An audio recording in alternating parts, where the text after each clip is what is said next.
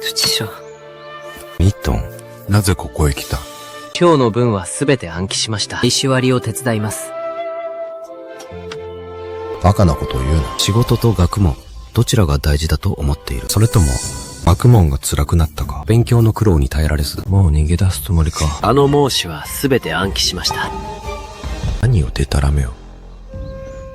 ありえぬことだ。内内殿から孟子をいただいたのは昨日だぞ。一晩で暗記できるはずがなかろう。張先生。わしは数十年も聖剣の書を読んできたが、未だかつて見たことがない。一晩で孟子を暗記する者など、幼いくせに目上を欺くことを覚えるとはな。違います。ミントン、先生の前で嘘をつくなど、今日正直に白状しなければ、ただでは済まさんぞ。孟津、四の下王にまみえ。王よく、そう。千里を投資とせずしてきたる。またもって我が国を利することはあらんか。孟津、とあえて曰く、仁にしてその親をこつる者は、未だあらざるなり。義にしてその君を後回しにする者もなし。王もまた仁にと言わんのに。なんぞ必ずしも利と言わん。まさかお前、本当に一晩で覚えたのか？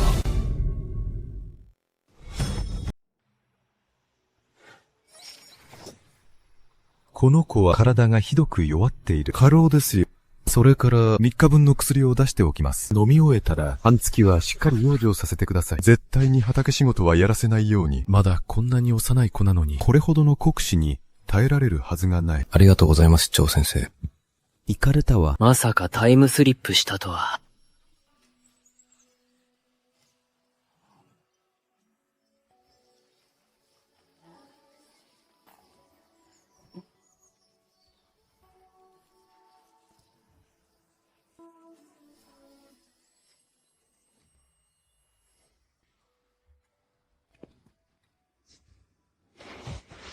眠うり、気分はどうだ？兄さんは家にいるのかい？ミエウェンの体は随分と高貴なんだね。たかが数日、畑を手伝っただけで3日も寝込むなんて。転生したこの家族。父はもともと読書人だったが、祖父が亡くなるとき、父落ちの面倒を見るよう言い残した父内を家居に通わせるために父は自分の前途を諦めたんだ。だが仁王寺は救いようのない出来損ないで、10年経っても同性にすらなれなかった。その後、仁王寺の息子が一族の長老たちの前、三時教を2節暗唱しただけで、再び家族全員の希望に祭り上げられた。そのせいで本家の俺たち親子2代は、あいつらのために馬車馬のように働かされている。医者にも見せたし、薬も出したんでしょ？いつまでこのカカの上で寝ているつもりだい？竹の仕事は待ってくれないんだよ。私が、石井さん、耳の痛いことを言うようだけど、私の差し出口を責めないでね。命運は生まれつき100姓になる運命なの。今から期待させておくのは、命運のためを思ってのことよ。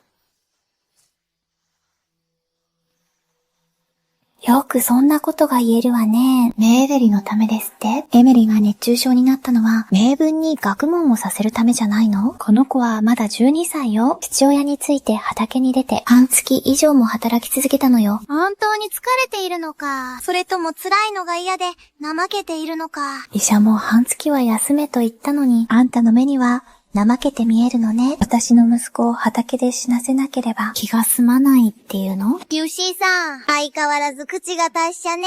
婚姻を心配して言ったのに、私が悪者にされるなんてね。ペンは、今働いて、英文の学費を稼げば、名門が家居に合格した時に、あんたたちも恩恵に預かれるでしょ？私の夫は、長年あんたの夫を養い、自分の前途まで諦めたのよ。これまでずっと私たちが一度でも文句を言った？うちの息子があんたの息子のために学問に専念できるよう、畑に出て泥まみれで働き、すっかり疲れ果て、倒れてしまったのですよ。私たちがこれまで一度でも文句を言いましたか？決して私たちが愚かだからではありません。わかっているからこそです。読書人こそが一族の唯一の希望であることを、私たちが一番辛い仕事をこなし、取り分が一番少なくとも、そんなことはどうでもいい、構わないのです。ですが、あの子がこれほど疲れ果てて倒れたというのに、それなのにあんたはあの子に、あんたって人は、まだそんなことを。いい加減にしろ。何を騒いでおる。寝言だ。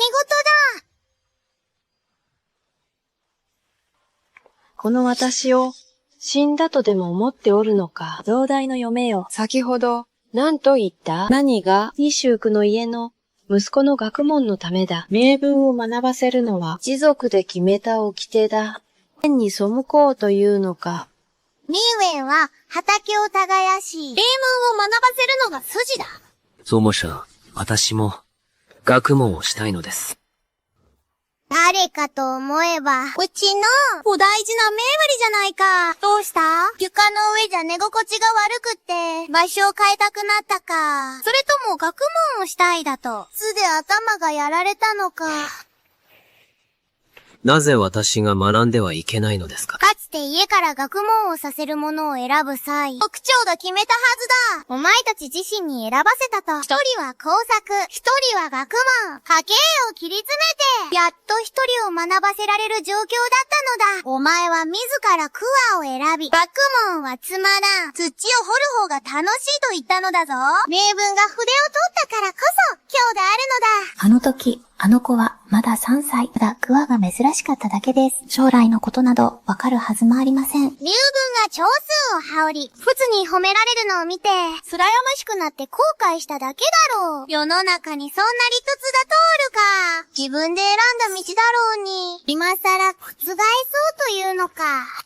マハウゲ、お怒りにならないで。イシューブも来たことだし、ちょうどいい家族で、この件を話し合いましょう。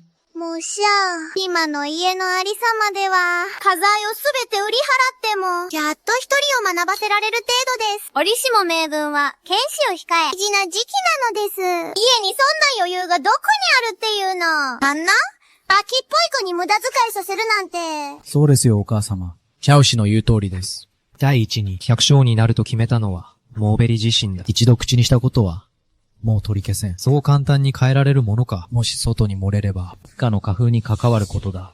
第二に、学問には天文が必要なのだ。うちの名文は、幼い頃から聡明で、町の不死も彼を褒めちぎり、生まれながらの学問の徒だと言った。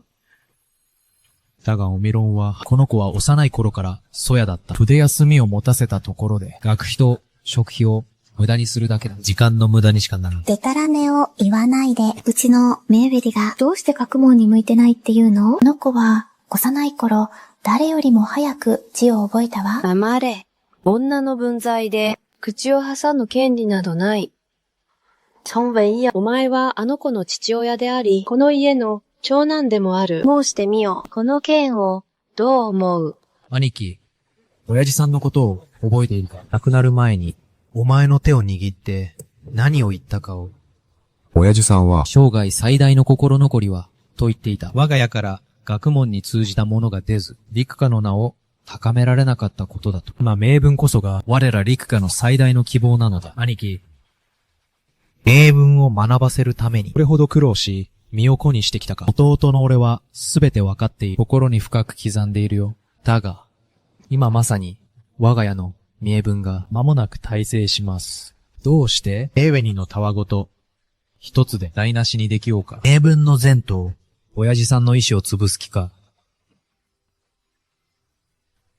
でも、ミエメリは、おばあ様、西落ち様の煽る通りです。あの時、桑を手にしたのは確かに私自身です。ですが当時はまだ3歳でした。ただ桑が珍しく、父について畑に行くのが楽しかったのです。幼い子供の身で、前途が何たるか、学問が何たるかなど、わかるはずもありません。選び取りは一族の長老が見届けたのだ。子供の遊びではない。それに、うちの英文は、ポツが自ら褒めてくださった学問のキリンジなのだ。将来は秀才に合格できるかもしれぬのだ。前に何が比べられる？シュウモさんは、名文キーさんのことを、生まれながらの学問の才だと言いましたね。先生さえ彼を褒めていたと。ですが、聞きを読んでいます。検視は年に一度行われるそうですね。名文 C さんは15歳。すでに3度受けたとか。ですが、一度も合格していません。お前。どうやら兄さんは、モモさんが煽るような、学問の才があるようには思えませんが。この坊主、いつもはおどおどしているのに、今日の口の聞き方は、一体どうしたというのだ。まるで別人のようじゃないか。お祖母様、医者から言いつけられたのです。暗記は働いてはならぬと。ですから、お祖母様に一つお願いがございます。願いとは何だい？この半月の間、ネームン C さんも古い本を貸してください。半月経ちましたら、お祖母様、プチ者、長者、私の学力を試してください。もし学問の成果をお見せできれば、お祖母様にお許しをいただきたいのです。今後、私も、名分兄さんと共に、学ばせてください。もし、成果が出なかったらどうする？所詮は救いようのない愚か者なら、その時は、今後二度と学問をしたいなどとは申しません。私に才があるかどうか、この半月の時間をください。そして陸下にも機会をください。ダメよ。うちの今の家系で、二人も学ばせる余裕なんてないわ。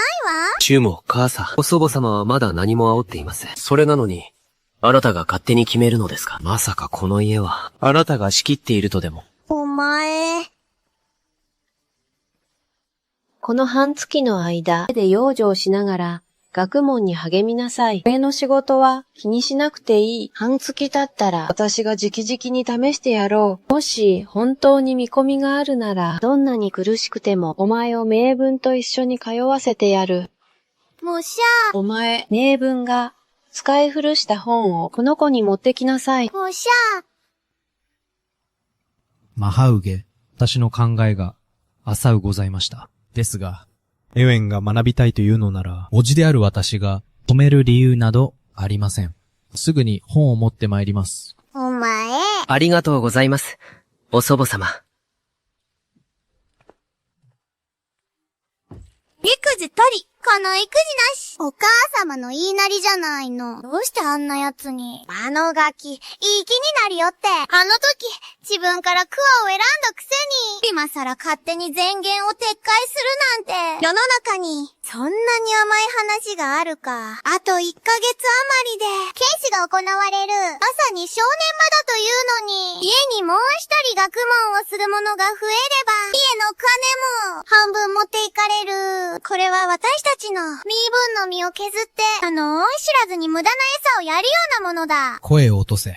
今日のお袋様の目つきを見なかったのか。私が一言でも反対しようものなら、袋様はきっと恩師に学問をさせたくないのだと思い、腹黒い奴だとみなされる。そうなれば、私たちはこの家でまともに暮らしていけるわけなかろう。それでは、あいつの思うツボではないか。何を焦っている？あのガキ。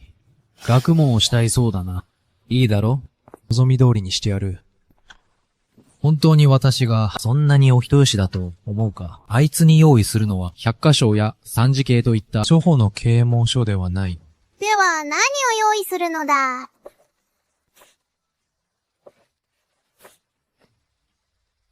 私が用意したのは、孟子だ。当時名文が啓蒙を終えてから半年間読み込み、それも先生の指導があってこそ、ようやく理解できた代物だ。陸名牛という、ろくに字も読めぬ、やひな百姓。教える者すらいなくては、暗記だとうが、理解できるはずもない。やはりお前は人が悪いな。見物だわ。あのガキが。どう恥をかくか。おいっ子よ。番目のおじさんが本を持ってきてやったぞ。孟子か。弟よ。百科章と三次経はどうした？吉井さん。実は、私も最初は、2冊にするつもりだったのだが、どうやらその2冊は、名文が塾に持って行ってしまったようでな。家にはこの、孟子しか残っていなかったのだが、メウェンが軍令状まで書くからには、きっと思惑があるのだろう。もし本当に、学問の才があるなら、志を高く持ち、孟子から学び始めれば、案外、天賦の才が目覚めるかもしれん。その方が良いではないか。宇宙玉、これは明らかに息子を困らせようとしているわ。母さん、ニティオチシュメの煽る通りです。孟子にさえ帯むようでは、読書を語る資格などない。処置さん、感謝いたします。このガキ、泣き言一つ言わんとは、まさか、本当に理解できるのか。前世の文学部での学びは、伊達じゃない。孟子くらい、半茎もあれば十分だ。ならば、勉強の邪魔はしないでおこう。行くよ。うちが、孟子は三次経よりずっと難しいのよ。五つさんは明らかに意地悪をしているわ。母さん、心配しないで。ちゃんとわかっているから。モンズ。リャンの下王に見え。音訳。そう。千里を投資とせずして来たる。またもって我が国を利するあらんとするか。門図。加えて曰く、ただ仁あり、しからば天下の民。皆、首を巡らせて、これを望ま、賢者にしての地に、これを楽しむ。しこならざる者は、これありといえど、北欧いや、遺憾すればすなわちもって、王たるべけ、賢者にしての地に、これを楽しむ。この長い一節、一度読んだだけで覚えてしまった。もしかして、これも転生がもたらした能力なのか。この速さなら、半月もいらない。今夜中に暗唱できる。五プの卓。これに売るに、桑を持ちてせば。50のものもって、棒をこるるでし。鳥とん顔死にのちくく。その時を失う中で。70のものもって、肉を食らうべし。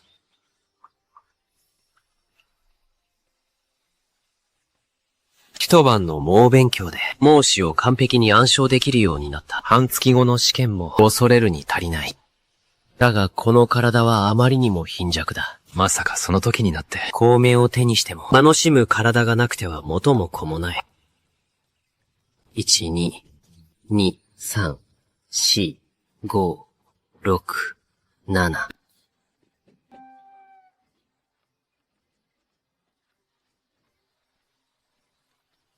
奇妙だな。ラジオ体操とボクシングの訓練だけで、なぜ気の流れを感じるんだ。全身の力がすでに数倍に増している。もしや、これも転生特有のチート能力か。朝から読書もせず、何をふらふら跳ね回っているんだ。ちょうどいい。新卒さんがメイドを迎えに行った。お前の父さんは一人で、野良仕事だ。力が有り余っているなら、父さんを手伝ってきな。なんだって？庄司さんは迎えに行くだけで、農作業を放り出すのか。父さんに重労働を押し付けて。父親が一人で働いて何が悪いんだ。うちの英文はね、これぞ、文曲線の再来。そのお体は非常に高いのだ。お前のような百姓が被験できるお方ではない。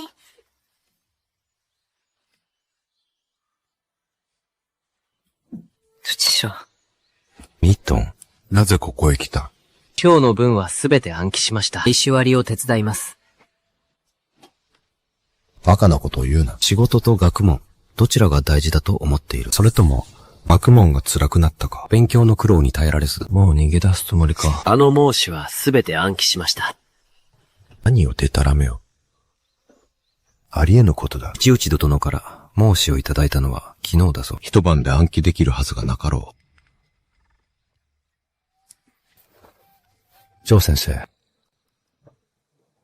わしは数十年も聖剣の書を読んできたが、未だかつて見たことがない。一晩で孟子を暗記する者など、幼いくせに目上を欺くことを覚えるとはな。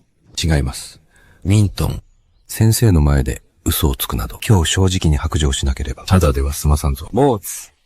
四の下王にまみえ。王よく。そう。千里を投資とせずしてきたる。またもって我が国を利することはあらんか。モーツ。とあえて曰く。仁にしてその親をこつる者は、未だあらざるなり。義にしてその君を後回しにする者もなし。王もまた仁にと言わんのに。なんぞ必ずしも利と言わん。まさかお前、本当に一晩で覚えたのか？本当に、一晩で暗記したというのか？ではもう一度問う。50歩100歩の続きは何と言った？天然としてこれを靴どまし、兵馬すでにせす。甲を捨て、兵を引きて走る。あるいは、50歩にしてのじ止まる。50歩をもって100歩を笑わば、そのちちいか。では、旧館に行き、安楽に死す。前の一節は何だ？故に天の将に大任をこの人に不参とするや。必ずまずその心死を苦しめ、その体、負を害させ、その身を空ぼぼにし、行うところ。そのなさんとするところを、ひらんだんせし、心を動かし、生を忍ばせ、その能わざるところを増益せしむるなり。なんと、一字一句変わぬ。一度目にすれば決して忘れぬと、死に寡黙不王の持ち主か。やじ殿、天から見ておいでですか？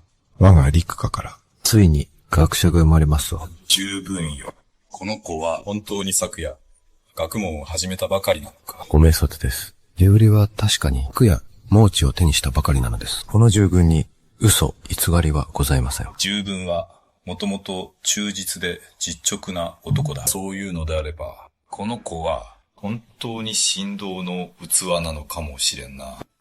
実に見事だ。一晩で経典を読み通すとは誠に稀有なことだ。その科目不王の才能があれば、科挙に及第し、秀才になるのは間違いないだろう。十分よ。お前が望むなら、私が入園後、弟子に迎えよう。早く先生にお礼を言いなさい。農繁期が過ぎたら、弟子入りの儀式を行おう。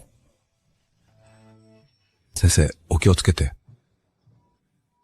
やったな。無理。張先生は正真正銘の巨人様なんだぞ。紳士にはなっておられないが、先生の学問はそこらの秀才たちよりも先生の方が10倍分かっておられる。その門下に入れるなんて、学問の道において実心出世の階段を登るも同然だ。行くぞ。早く家に帰ってこの朗報をお母さんに伝えよう。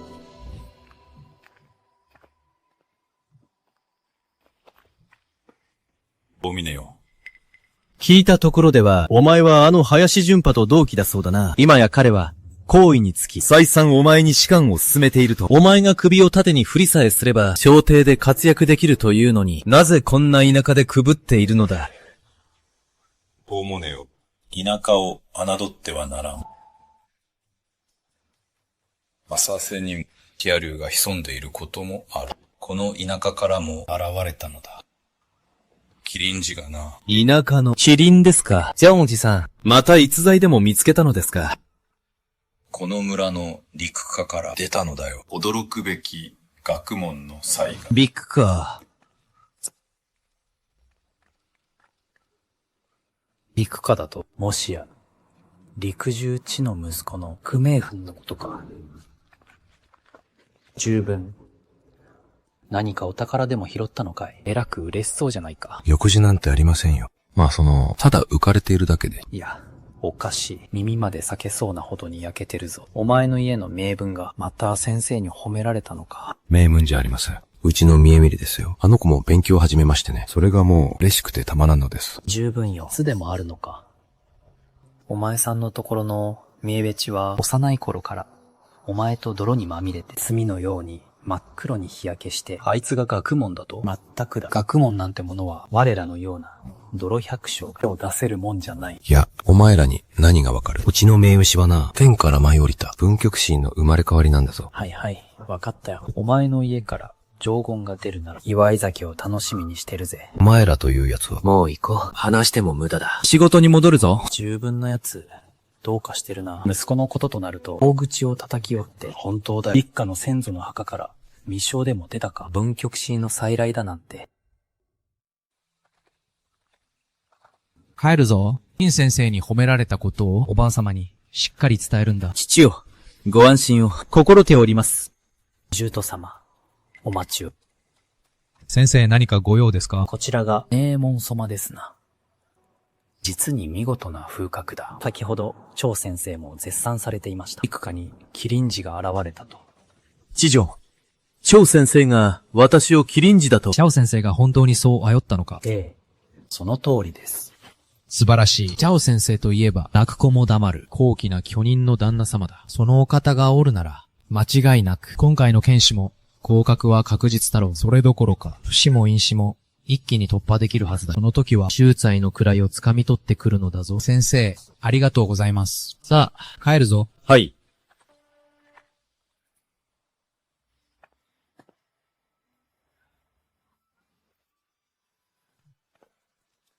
うちの明滅は、父よ。また畑に出ていたのか、学問に励むと言ったではないか。もしや、学問の辛さに負けて諦めるつもりか？お風な。私はすでに。みーわんや、覚えておきなさい。先生のお言葉はね、どれもが金言なのですよ。名文が帰ってきたよね。今年の警視では、必ずや安守備を勝ち取るのですよ。お父様やおばあ様、そして、我が陸家の名誉のために。おばあ様。剣士だけではありません。今日わしが、祖古堂へ行った時、六輪たちが話しておった名文が剣士に合格して、幕府に入れば、秀才様になれる。さらには、巨人様だ。マハウゲ、名分にとって、剣士など、朝飯前ですよ。今日戻る途中に、チャオフツから伺いました。名文は我が陸下の麒麟児だと。我が陸下からついに最初の読書人が出るのです。素晴らしい。チャオフツといえば、巨人の身分を持つお方、そのお方が直々に名文を麒麟児と煽ったのだ。名文が秀才になるのは確実だ。さすがは我が陸下の学問の誉れだ。ええ。我が陸下の文は、すべて名文にかかっています。名文については、一生功を握るのだ関の山、筆や墨の重みすら、わかっちゃいない。学問の才能など、少子千万、兄者、李氏者、いらしたのですか。失礼しました。つい本音が漏れてしまって。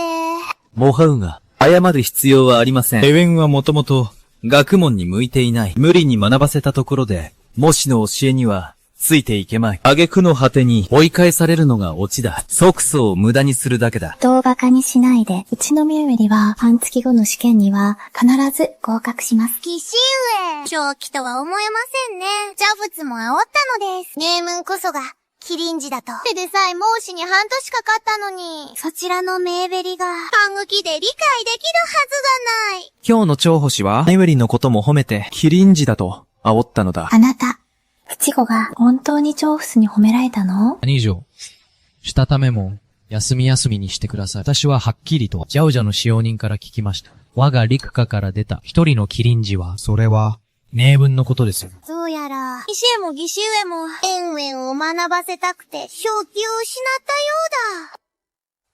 うだ。もしゃ、兄将は名文に嫉妬して、名々に手柄を立てさせたいのでしょう。兄上は忠実で、実直な人だと思っていたが、まさか望遠のために嘘をつくなんて、親心というものは察しますが、ですが、兄上、母上を欺くべきではありません。おそらく、名誉がやんちゃをして、兄上にそう言わせたのでしょう。そのような品性では、書院に入ったところで、仏に追い出されるのが、関の山です。もうしゃあ、もしそうなれば、名誉が試験を突破しても、学問を続けることはできません。さもなくば、因ツを無駄にするだけでなく、陸下の名声にまで傷がつきます。母上、名誉は決してそのような子ではありません。お前さん、なんとか言ってください。母上、ミエンは今日、確かに。もうよい。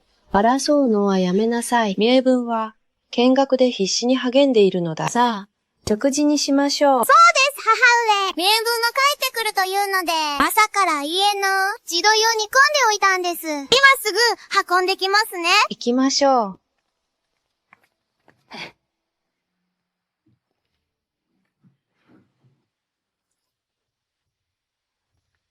名文やタンと食べなさい。学問は一番気力を使うものだから、しっかり需要をつけないとね。この鳥はね、お前のために特別に煮込んだんだよ。ありがとう、おばあ様。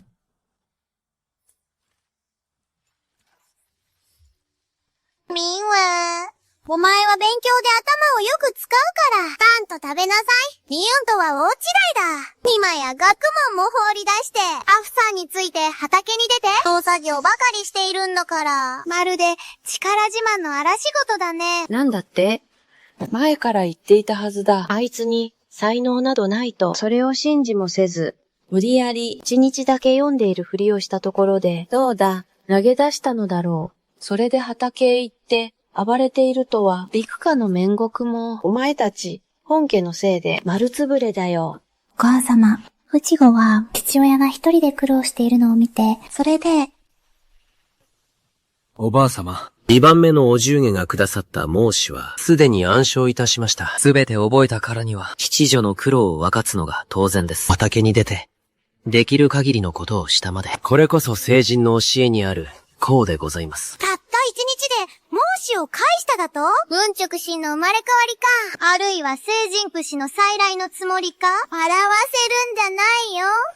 メインやん。そんな冗談はやめなさい。一日で、孟子を読み終えるなど、見学の陳先生が、自らお出ましになっても、おそらく無理であろう。陸宮淵、よくも言ったものだ。学問に身が入らず、自堕落になるだけならまだしも、今では嘘をついて、人を騙すことまで覚えるとは、今日、私が家宝を持ち出して罰せねば、先々、どれほど不届きな親不可もので、目上を欺く、出来損ないに育つことか。お母様、エビはまだ幼く、分別のない身です。きっと米軍の晴れ姿を見て、ついでたらめを言ったのでしょう。今回だけは、許してやってください。おじ姉さん、12歳にもなって、まだ幼いだなんて。今日は母親を欺き、明日は一族に災いをもたらすでしょう。天罰に処さなければ、いずれ陸家を破滅させますよ。今ここで覇法で罰するのは、永遠のためなんです。陸民へ、自ら墓穴を掘って飛び込んでくるとは、西馬として遠慮はさせてもらわないよ。あんたたち一家はおとなしく、我々のために馬車馬のごとく働けばいいんだ。読書をしたいだと、お断りだよ。さようです。この件は、陸家の名声に関わります。必ずや家法で正さねば。見なさい。もうすぐ剣士だというのに、もし万が一、この件が県にまで知れ渡れば、必ずや名分の評価に影響が出るでしょう。その時になっては、我々の手には負えません。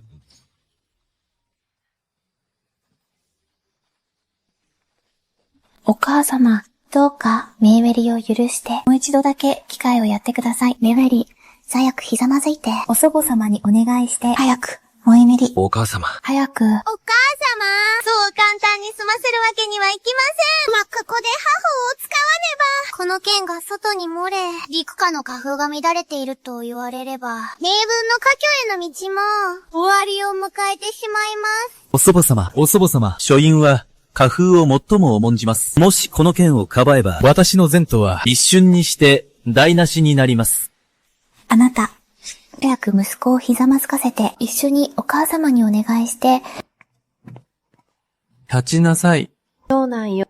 これが前の息子の教育か。学問ができないのはまだしも、嘘までつくとは。お母様、何をそんなに急ぐ必要があるのですか？兄貴、父上のことを忘れたのか？臨終の遺言を。まさか、こんな嘘800を並べる子供一人のために、我が陸家一門の希望を台無しにするつもりか。ミーヨンが嘘をついているかどうか、試験をしてみれば、すぐにわかることだ。いいだろう。兄貴の言う通りだ。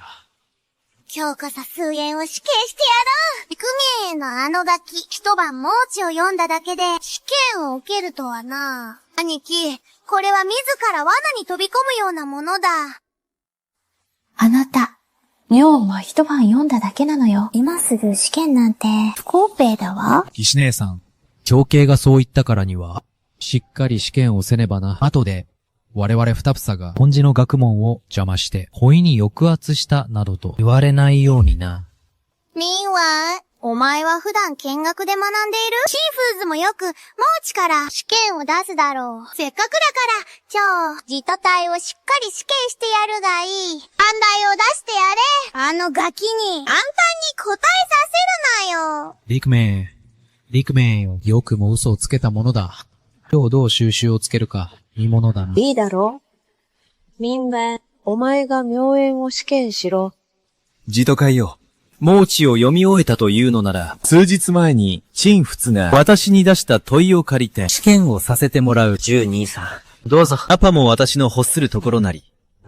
義もまた、私の欲するところなり。二者を得かねんときは、生を捨てて、義を取るものなり。阻止は問うた。義とは何か。なぜ、生と義が両立し得ぬとき、必ず身を捨てて、義を取らねばならぬのか。自と会よ。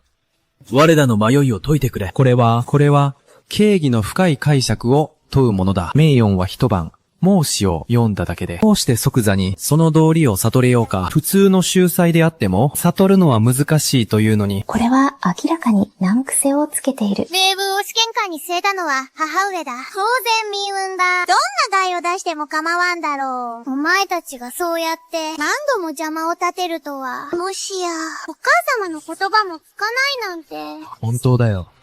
どうせ、暗記すらできない誰かさんが、ここでへりくつを並べてるだけだろう。ジシネさん、いっそのこと、王道に早く負けを認めさせたらどうだい？今すぐ降参しなさい。私たちが取りなしてあげるから、お母様に家宝を持ち出させないようにね。あんたたち。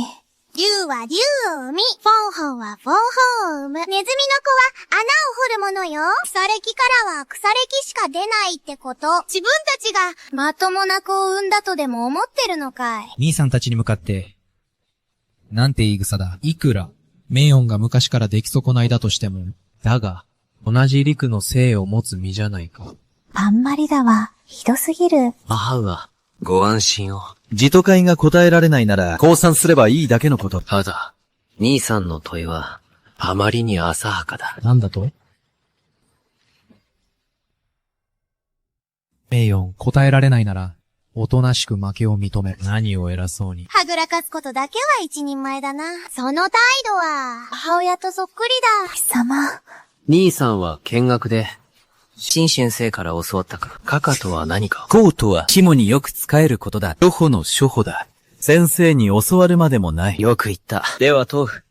兄さん、もし両親が瀕死で、自らの体を貧薬りにせねば救えぬとしたら、どうする？その時、命と高に、のどちらを重んじる？生は人の本能だ。草木が火に向かい、鳥が森に帰るがごとし。だが、人が人であるゆえんは、して草木や獣と同じではない。それは、本能の他に、心の中に、命より重いものを宿しているからだ。まさか。このガキ、なぜこんな答えができるんだ？抗議と、己の強くや、命が相反するとき、生を捨てて、義を取る。これが、先生の問いに対する、私の答えだ。兄さん、いかがかな？討議だ。ただの空論に過ぎん。アンチェこそが、基本だ。盲地を読み終えたというのなら、少し難解な歌詞を試してやろう。樹形殿、どうぞ。トンムンコウ、島、古村著門ゆえ、の一編だ。アンチェしてみろ。これは、孟子の中でも極めて馴染みの薄い章だ。波の書生では、天文を暗影することなどできまい。陸民打ち。貴様に、アンチェできるはずがない。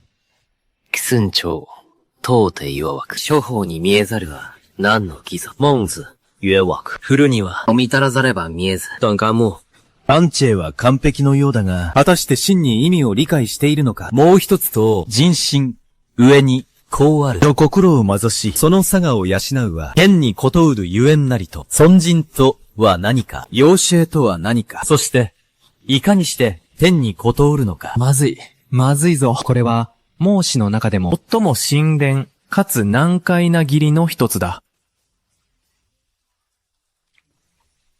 ここは、見学の陳先生ですら、ただ暗記せよと煽っただけで深い解説はなかったはずだ。信じられん。陸目打ち。ごぞきに理解できるはずがない。民軍、今ならまだ、降参しても間に合うぞ。民営、素直に非を認めなさい。大奥様もお許しくださるかもしれん。尊心とは、良心を尊すること。すなわち、本心を守ることなり。養子とは、前世を養うこと。すなわち、天性を育むことなり。見事だ。あなた、内子は正解したのかい？樹形殿、私の解釈とアンチェは合っていますか？合っていますか？みんは、彼の解釈は合っているのか？彼は、正解です。このガキめ、正解するはずがないのに。運が良かっただけに違いない。どうした不知情？もほうな。おっと、失念しておりました。先ほどティンブンコを島を暗影した際、一名、飛ばしてしまいました。どの分だ？先ほど、したらざれば見えず、と暗影して、そのまま、檀家志湖へ飛んでしまいました。その間にある、降るにはしんたらざれば見えず、修復していってしまいました。むしゃー。エウェンは飛ばしたのです。試験は失敗ですよ。メイトンが自ら言ったのだ。天辺を暗唱できるとな。それが一文だけ抜けてしまった。観光は失敗だ。おじゅえとおっしゃる通り、たった一日暗記しただけでは、所詮、スケアガで根底が浅い。間違いだらけになるのも当然。任運少女は、10年間も監査度に苦学し、学問を積み重ねてこられた。きっと一時的なお疲れのせいで、私の至らなさゆえです。お前というやつは。今、どうしたの？母さん、まだ復習が終わっていません。先に部屋に戻ります。このいたずらっ子め！わざとジュキさんを困らせて、自分の腕を見せつけたいのね。我が陸家は、どうしてこんな、陰険で卑劣な罰、当たりが生まれたんだ。法務省、ご冗談を。天社にこれほど多くの文章があり、聖人でさえ間違いを犯すもの。私は一晩読んだだけ。一本や二本抜けるのは、当然のことです。名文少女は、10年間も苦学され、それでも落ち度がありました。ましてや初学者の私が間違えたとしても、なんだ不思議ではないでしょう。英文はまだ若いというのに、これほど気が短いとは。竜は竜を、鳳凰は鳳凰を生む。ネズミの子は穴を掘るのが関の山。腐った木板からは腐った黒板しかできぬ。まさか自分がまともな子を埋めるとでも思ったか。お前たちあんたたちお母様、メイヤンは暗唱をし損じました。観光は不合格です。一問抜かしたのですから、観光は不合格のはずです。みんな、黙れ。私を焼きが回ったとでも思うのか。メイヨンは、たった一晩読んだだけで、ここまで暗唱してみせたのだ。一面抜けたことが、なんだというのだ。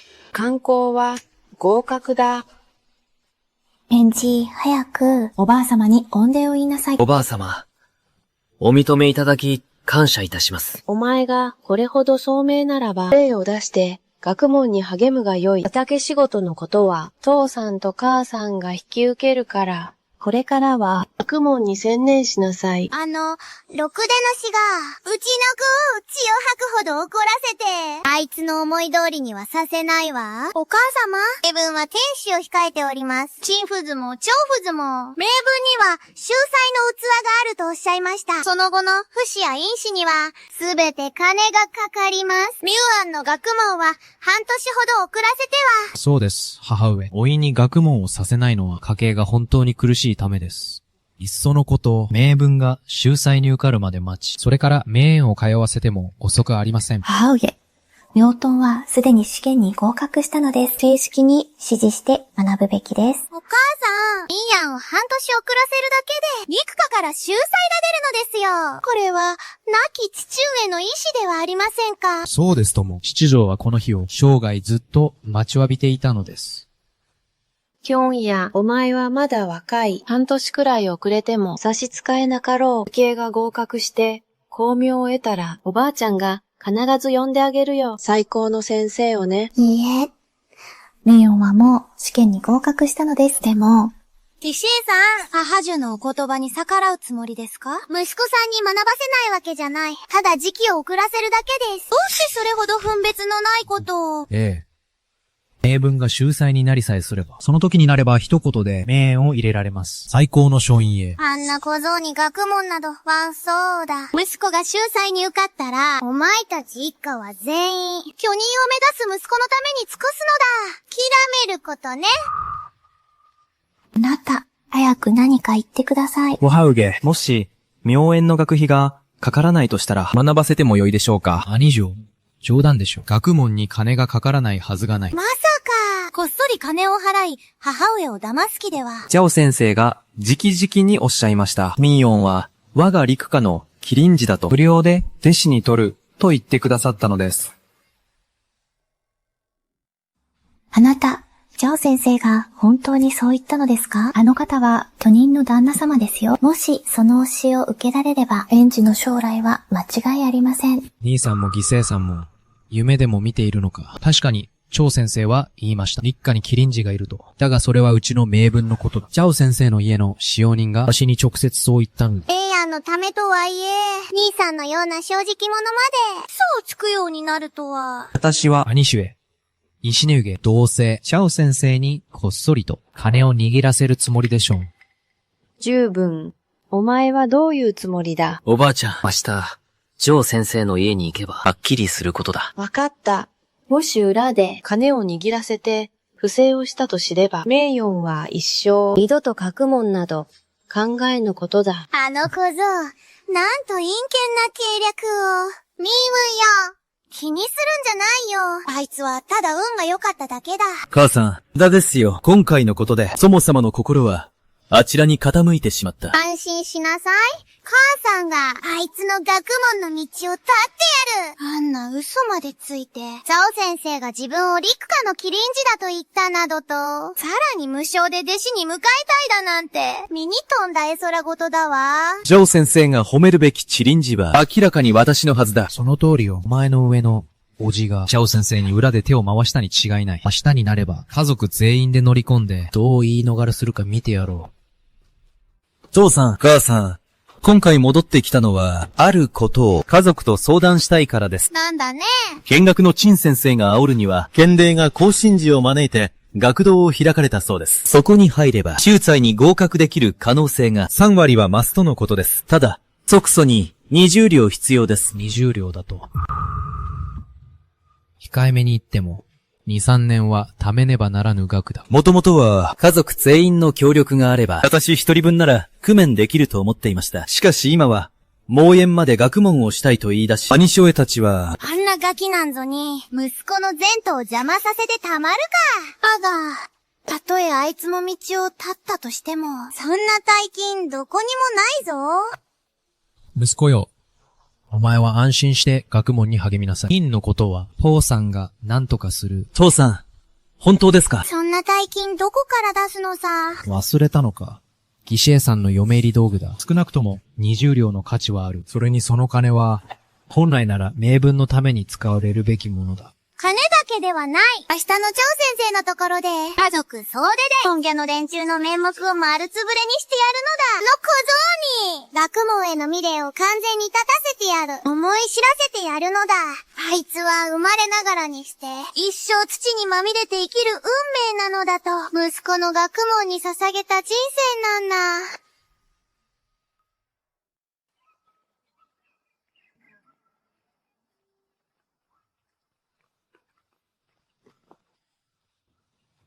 兄貴、今すぐ、過ちを認めろ。まだ間に合うぞ。さもないと、後で、嘘が暴かれた時に、俺が容赦しなくても、恨むなよ。承諾さえしてくれれば、名分の学費を出すとな、俺たちが取りなしてやる。将来、名分が秀才に合格した暁には、当案のためにも、まともな書院を探してやれる。もう叩け。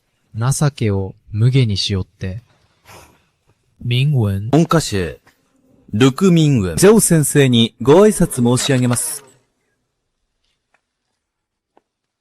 おう。陸下の麒麟寺のお出ましかな。先生、昨日、張先生が私を陸下の麒麟寺だと褒めてくださいました。本日は直々にご挨拶に伺いました。お取り次ぎをお願いします。少々お待ちを。兄貴、聞いたか。ジャオジャの使用人がはっきり言ったぞ。麒麟寺なのは我が息子だ。もう言い逃れはできまい。もうしゃー。兄貴は昨日の今日まで母爺を欺いていたのです。お祖母様、アフチボウは実直な方ですから、きっと名園が没書をそそのかして、嘘をつかせたのです。これほど品性に欠けるものは、たとえ学問の才があろうとも、我が陸下に災いをもたらすだけです。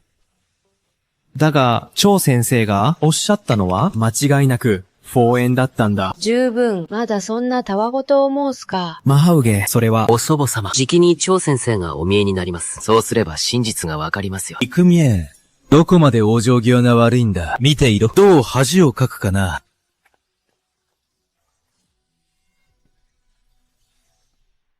お祖母様、見てください。張先生がいらっしゃいました。兄貴、チャオ先生は、私の息子が麒麟寺だからこそ、自ら迎えに出てこられたんだ。今のうちにひざまずいて、母上に謝っておけ。今なら、まだ許してやる。もう遅い。さっきは兄貴に機会を与えたが、お前らがしつこく肩を持つのは、その嘘つきの坊やか。張先生が煽ったのは、間違いなく、名園なんだ。マハウゲ。チャオ先生がお見えだというのに、兄貴はまだ、意地を張るのか。チャオ先生が、ミュウエンを褒めた、などと嘘をついて。長男も、妙縁も、よくも二人で私を欺いたな。あのばあさん、あんな品性では、たとえ、文曲星の生まれ変わりだとしても、学問など、到底無理だ。なりを整えよ。ジャオ先生をお迎えするのだ。学生、ルクミウン。張先生に拝謁いたします。学生、ルミンは先生にご挨拶申し上げます。ミューベリ。そう遅まらずともよい。今日来たのは弟子入りのためかな。兄さんの言ったことは本当だったのか。青先生が本当にこの畜生を褒めたのか。陸下の麒麟寺だと。いいえ、陸下の麒麟寺はうちの名門のはずです。チャオ先生、人違いではございませんか。愚職こそが名分なのです。手たでめを申すな。わしが他の者を褒めたことなどない。陸下の麒麟寺はまさに乳児を置いて他にいない。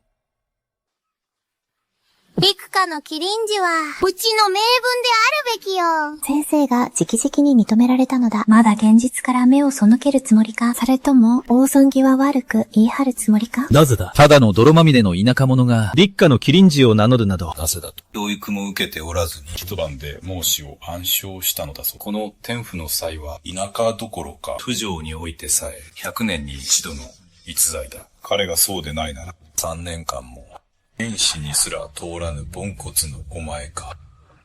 母さん、書院から戻るよう催促されている。もう戻る。民文。あの畜生め。またあんたのせいで名文が恥をかいたわ。なんて陰険な子なの。一生、おとなしく他を耕して、英文の学士を稼げないの。遅かれ早かれ、必ず報いを受けさせてやる。先生、レチ入りの件ですが。約束した通り、今日は吉日でもある弟子入りの礼を行おう。はい。先生、お茶をどうぞ。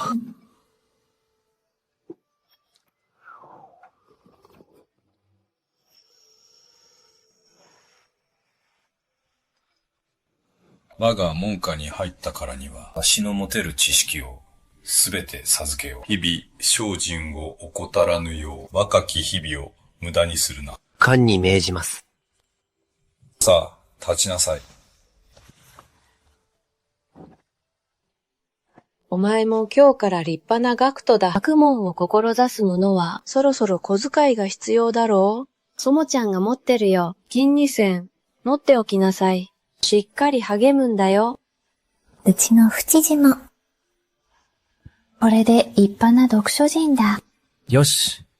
淵語。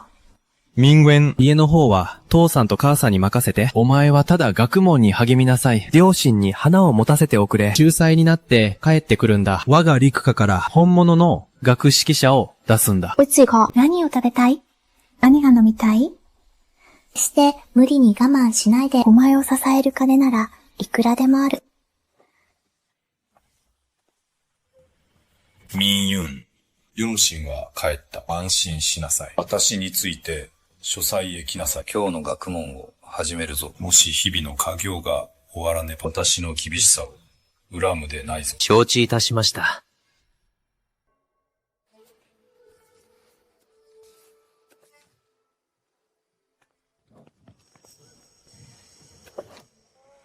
孟子はすでに暗記したようだな。初等教祭は後回しでよい。この論語、大学、中庸。これがいわゆる司書だ。これこそが科挙の根幹である。天下の文章が千変万化しようとも。その根源はすべてここにある。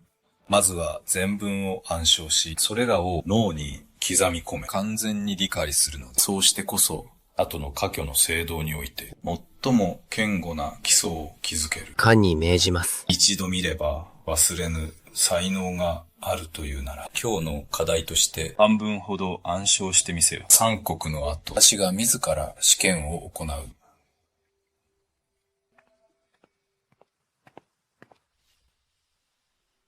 大学の道は、米徳を明らかにするにあり、罪を親しむにあり、自然に止まるにあり。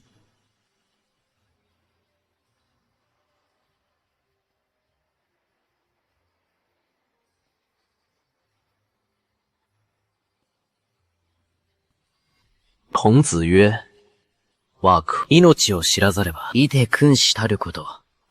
なきない。礼を知らざれば、いて立つこと無きなり。人を知らざれば、いて人を知ること。無きなり。幾国で、暗殺の経典をすべて暗記してしまった。さあ、推しの試験を受けに行こう。いけない。科目不王の能力は、まだ天賦の際と言い逃れできるが、もし他人に知られれば、一瞬で敬意を悟ったことがあまりに目立ちすぎて、災いを招くことになりかねない。才能を隠し、愚を装うこと。それこそが身を立てる術だ。土師は速度を免除してくれたが、スモクシズーの費用はかさむ一方だ。父者と母上が野良仕事に精を出し、私の学業を支えてくれている。実にご苦労なことだ。いっそ小説でも書いて、金に換えるとしよう。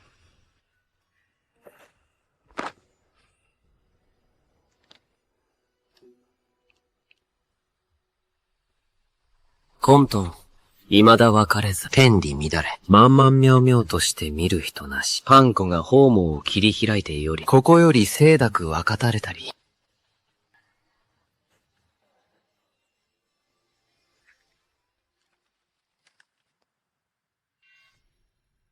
すでに7回まで書き上げた。仏が定めた。高校の国言が迫っている。まずは不死の試験を受けに行こう。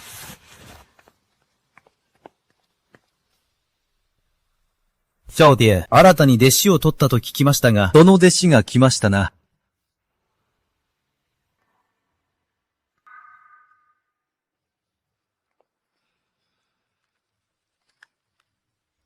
西遊記。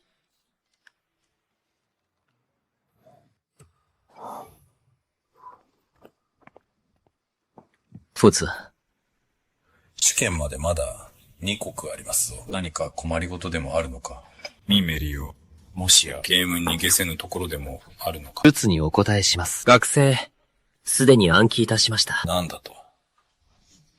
暗黒も立たぬうちに、経典を半分も覚えたというのか。よかろう。覚えたのは半分ではございません。大学、中庸、論語、三部すべてでございます。なんと言った。3つの聖典すべてを、すべて暗記したと申し上げたのです。ふざけるな。これは、聖人の経典なのだぞ。それを丸飲みするように読み飛ばし、世間の耳目を引こうとするなど、読書の道とは心を落ち着けることが寛容なり。これほど傲慢で将来どうして大成できようか。下がれ。もう一度心を込めて10回読み直せ。仏、お怒りをお鎮めください。申し上げたことに偽りはございません。信じられぬのであれば、どうか、存分に試験なさってください。そうすればおのずと判明しましょう。安心しよって暗黒も立たぬうちに3つの聖典を暗記しただと。わしも数十年読み続けてきたが、聡明なものも見てきたし、勤勉なものも見てきた。だが、お前のような傲慢なものは初めてだ。どうか不死、お試しを。よかろう。ならば試してやろう。いわゆるその意を誠にするとは、自ら欺くことなかる。次を申せ。悪臭を嫌うがごとく。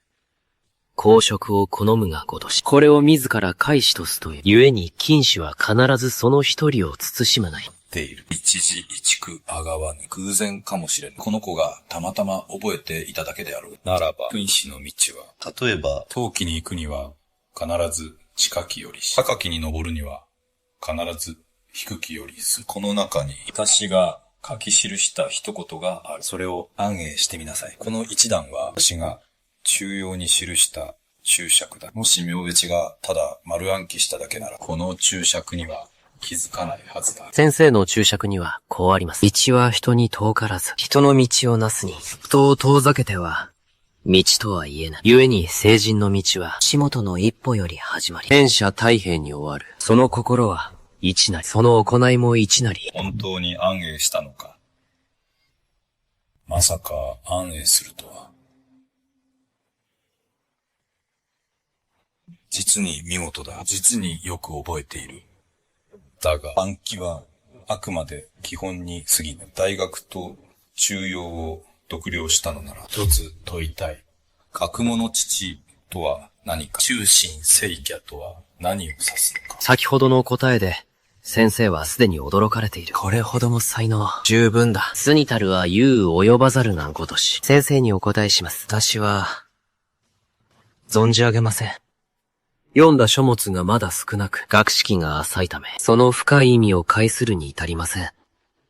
知らずとは潔う。えんべん言う。これを知るを。これを知るとなめし。知らざるを。知らざるとなす。これ知るな。民謡。知らぬと言えるのも立派なことだ。お前は学問の素質がある。ただ学び始めるのが少し遅かっただけだ。暗記はあくまで土台だ。お前には備わっている。凡人には及びもつかぬ天賦の才が。これからは理解を深めることだ。多くを読み、多くを深く考えなさい。天下のあらゆる書物を頭に叩き込み、心で悟り、心で考えるのだ。先生、ありがとうございます。まだ時間は早い。書房に戻って学問に励みなさい。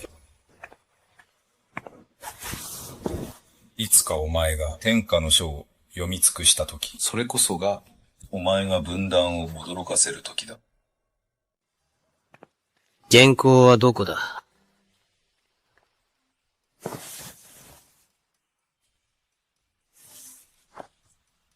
この素晴らしい書は、秘伝が書かれたものか。私は、林民宗と申します。家は、張先生と旧知の中でして、秘伝が、張先生が新たに迎えられた子どてですね。私は、陸明内と申します。そのお手元にある原稿は、確かに私が書いたものです。陸殿の傑作を拝見し、偶然拝読いたしました。実に見事な出来栄えで、引き込まれました。これほどの佳作であれば、てっきり長寿上の筆によるものかと、まさか、陸兄の大作だったとは。林。過分な褒め言葉です。折よく、我が家は健常で、本属犬という書房を営んでおります。もしこの本を、私に譲っていただけるなら、価格については相談に応じましょう。販路に困っていたところだが、向こうから飛び込んでくるとはな。林家と長王者が旧知の間柄であれば、そちらを優先すべきでしょう。ですが、果たして、林はいくら出されるおつもりで？陸兄、この大作ですが、フッチンにまだ青臭さが残り、物語の展開も、ささか誇張が過ぎるようです。そうですね。林が、私の作品がお気に召さないのであれば、明日、自ら献上へ赴き、他を当たることにします。希代の気象理不尽だというとは、実に滑稽な話だ。陸兄、そう急まないでください。今の話は、ただの冗談ですよ。この本は、実に素晴らしい銀10両。さらに利益の2割を上乗せしましょう。この価格は、この件では、破格の条件ですよ。銀20両。利益は折半で。5割です。これは、うちの蓄えを空にするおつもりですか？この最有機は、反目線でのみ、独占出版されます。林は分かっていらっしゃるはずだ。この本も価値は、あなたが一番よくご存知だ。もしこの本が発売されれば、落葉の帰化を高めるほどの人気になるでしょう。その時が来れば、林は不眠不休で工房を動かし、銀子を数える手も、痺れるほどになるはずだ。いいでしょう。お望み通りに、20両に、利益の5割、万目線による独占出版だ。まず手付金として5両を払い、最初の7回分を買い取る。証文を書いておきましょう。もちろんです。承知しました。これが手付金です。この銀があれば、父親と母上を、ようやく楽にさせてあげられる。大作業でこれ以上苦労させずに済むな。ミュエリのことは、ただの田舎の麒麟児だと思っていたが、まさか、うちに潜む竜であったとは。これほどの天賦の才が草むらに埋もれてしまうなど、天の恵みを無駄にすることに他ならぬ。老夫も主となったからには、必ずや彼の一心出世の道を切り開いてみせよ。文彦兄はかつて暴眼で及第された。今や地方を統括する重鎮だ。もし彼の知遇を得られれば、蒙遠の今後の科挙と関東はすべて安泰と言えるだろう。漢文章。背景。ここに磨けば光る玉がある。天に昇る木を待つ川柳だ。教団よ。これこそが義将である私がお前のために用意した一心出世の階段だ。マトレ、営利予券からの支給便です。さすがは司祭兄だ。まさか田舎でこれほどの逸材を見つけるとは。当時の彼の才学は、私に引けを取らなかった。彼がこれほど絶賛するからには、間違いなく逸材なのだろう。この弟子は、私が引き受けよう。来年3月の、春が深まる頃、自ら軽量圏へ赴き、どんな川柳か、この目で見極めるとしよう。拳を練って14日、体内の気が満ちてきた。筋力も数倍に増している。ようやくこの体も出来上がったな。このクソガキめ、切るのだけは早いな。早起きしたところで何になる？後でな。あなた、声を落として。この小賢しいガキに聞こえるわ。何を怖がることがある？こんなに離れているんだ。ここ数日の鍛錬で力がついただけでなく、五感もかなり鋭くなった。七落ち主風も声は小さいが、嫌味たっぷりな言葉がはっきりと聞こえるぞ。俺の学問のことで、彼らの俺への憎しみがここまで深いとはな。今から町へ神仏を呼びに行ってくる。あの方がお袋の前で名分を褒めさえすれば、お袋も上機嫌になって、あの20両を喜んで出してくれるはずだ。義姉さんの持参金から。そうだね。この金があれば、名分が更新時の書院に入るのは確実だわ。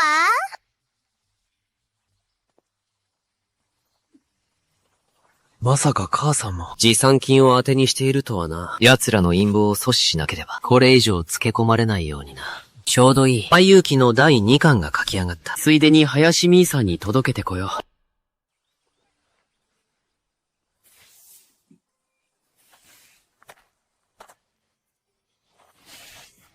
う。ようやく着いたか。どなたですか？もし、私は書院の門下生、陸名組の父です。少し、神仏にお会いしたいのですが、お取り次ぎ願えますか？待っていろ。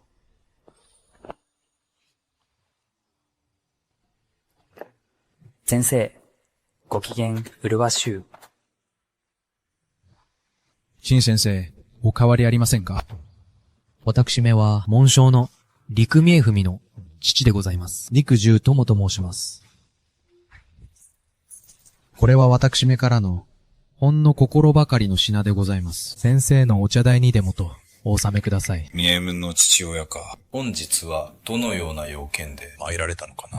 先生、実を申しますと、うちの名分は、幼い頃から学問に一心不乱でして、親である私どもも、家財を投げ打って支えてまいりました。幸いこの子も、期待に応えてくれまして、数年にわたるご指導のおかげで、先生の手厚い教えを賜り、学問の方もかなり上達いたしました。ただ、ご存知の通り、私どもは田舎者で見識も浅く、特に家におります母が、いつも申すのです。読書など何の役にも立たぬと。そこで、先生にお願いがあるのですが、明日、陸頭までお越しいただけないでしょうか。先生には、母の前で、名分を褒めていただきたいのです。この子は、天賦の才があり、非常に努力家であると。今回の剣士は、十中八九、間違いなく、将来の節も、有望だと追ってください。名分は確かに日頃からよく励んでおる。そこまで言うのであれば、明日の午後にでも時間を作って立ち寄るとしよう。ありがとうございます、先生。それでは、これにて失礼いたします。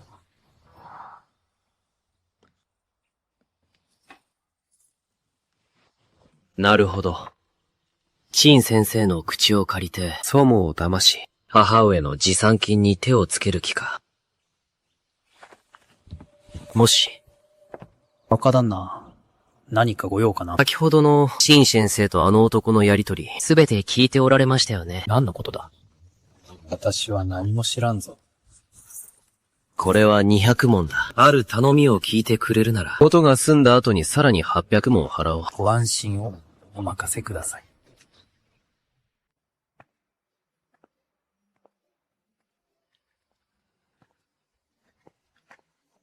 お子旦那、また西遊記を買いに来られたのか。あいにく、今日も完売してしまいましてな。陸にようやくお越しいただけましたか。下がっていろ。陸カリ。あなたはまさに、天から降った神のごときお方だ。あなたの書いた西遊記だが、いや、今や街中の誰もが、こう呼んでいるぞ。石宝殿とな。爆売れだ。とんでもない売れ行きですよ。落ち着いてください。我が半木店も、店を構えて、十数年。これほどの盛況は、見たことがありません。毎朝、店が開く前から、大勢の書生や講談師たちが列をなして待っているのです。わずか数日で、第一巻の在庫はすべて売り切れました。今では増刷分さえ追いつかないほどです。陸殿、今回、新しい薪をお持ちいただけましたか？新刊はもちろん持ってきました。ですが、インディアン、以前約束したあの15両の銀を先にいただけますでしょうか？おっと。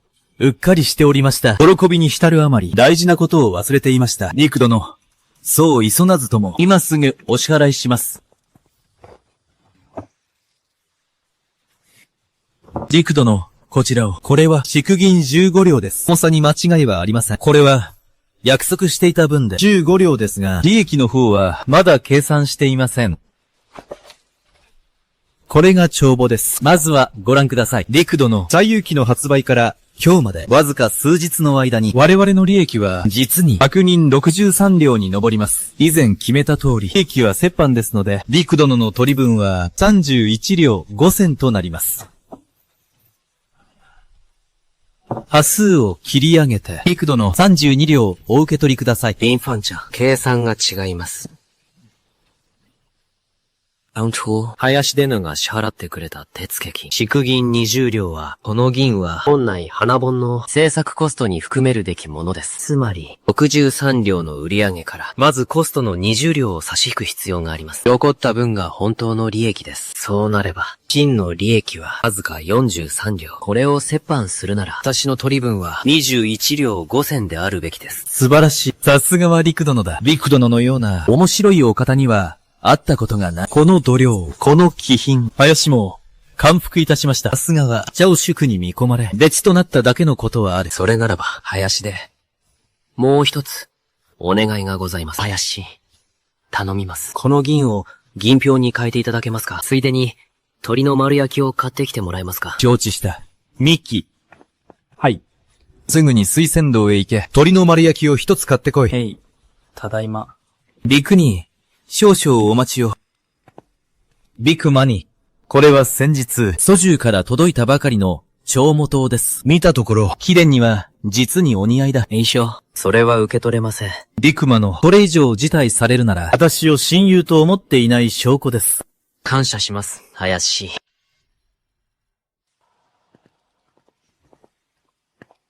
陸民。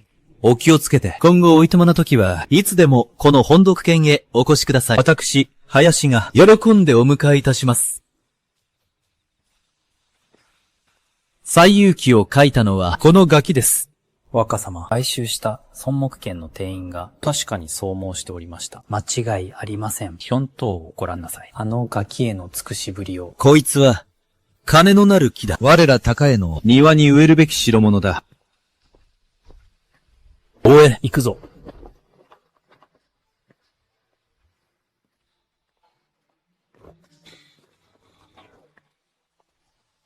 なんだ、尾行されているな。あの西遊記はお前が書いたのか。そうだとしたら。金3両をくれてやる。今後の西遊記の原稿はすべて当家の書房で出版しろ。こちらの若様は、県知事のご子息だそう。調子に乗るのもいい加減にしろ。もし、断ると言ったら。断るだと？この軽量圏において、俺に逆らえる奴などいない。前回、俺を拒んだ奴がどうなったか知っているか？あの時のガキは、俺たちに叩きのめされ、今は縄文で小敷をしてるぜ。小僧、フグ茶になりたくなければ、素直に原稿を差し出せ。痛い目を見せてやれ。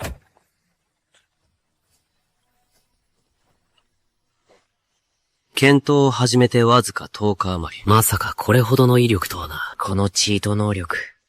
恐るべし。俺の、親父は賢明だぞ。やめてくれ。今日はこれくらいにしておく。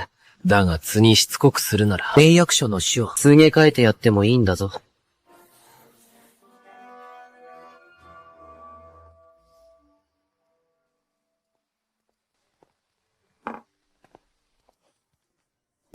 おかえり。手を洗ってご飯にしましょう。はい、母さん。これじゃ俺たちの、陸下の大秀才様のお帰り会。家族みんなを空腹で待たせるとはね。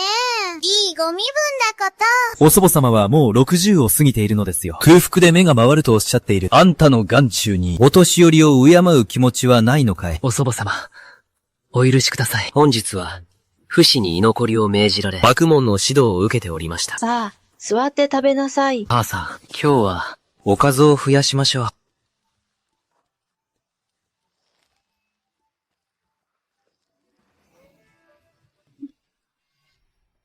チーゴ、この焼き鳥はどこから持ってきたんだい？まさか盗んできたんじゃないだろうね。それに、その絹の衣もそうだ。陸下が金を出して学問をさせてやっているというのに、どこにそんな金があるんだ。衣を新調するような金が、きっと一緒に盗んできたに違いないよ。お母様、家が妙盛りを学問に出したというのに、泥棒のような真似を覚えるなんて、校で罰すべきです。人間、この焼き鳥は、どこから持ってきたのだ？お祖母様、今日、父が私の学業を褒めてくださり、ご褒美にくださったのです。小説を売って金を稼いだことは、まだ言えない。千代地の正体もまだ暴いていない。この金を知られれば、言葉巧みに奪おうとするだろう。ジャオフツからのご褒美です。あいつ、なんて運がいいんだ。僕は何年も学問をしているが、フツから一度も褒美をもらったことがないのに。素晴らしいわ。ウチゴが不死にこれほど見込まれるなんて、まさに菩薩様のご加護だ。よくやったぞ。父さんの鼻が高いよ。さあ、お祖母様に鳥の桃を親孝行だ。はい。お祖母様、どうぞ召し上がれ。ああ、本当に私の可愛い孫だね。母さんも食べて。私はいいから、お前が食べなさい。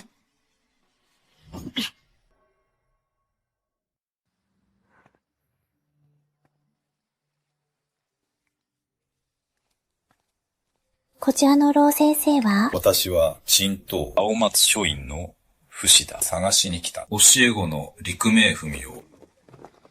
陳夫子、どうしてお越しに？新夫子にご挨拶申し上げます。よろしい。あなたは、妙弁の不死丼。珍しいお客様だわ。本当に、ようこそお越しくださいました。さあ、お座りください。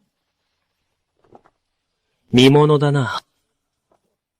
大奥様、ご健勝で、今日はちょうど、かかみらを通りがかりまして、名分のことを思い出しましてな。普段から実によく励んでおられる。こうして立ち寄らせていただいた次第です。ついでに様子を見に立ち寄ったのです。骨にこれほど高く評価していただけるとは、立夏の誉れでございます。大奥様、お孫さんは実に見上げたものだ。私が教えて24年、聡明なものも見てきたし、努力家も見てきたが、名分のように、天分がありながら、研鑽を積む者は彼が初めてですよ。大奥様、正直に申し上げれば、今回の検視は間違いなく合格すると断言できます。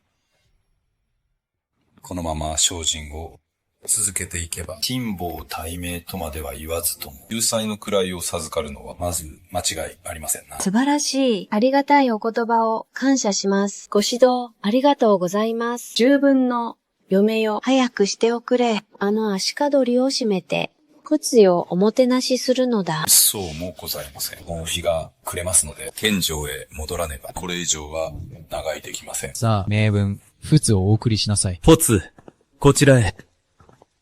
母上、仏のお言葉、お聞きになりましたか？この年まで生きてきて、耳まで遠くなってはいないよ。私の孫を、あんなに褒めてくださって、将来黄金だ。秀才になれるとはね。母上、不甲斐ない息子をお許しください。お前、急にどうしたんだい？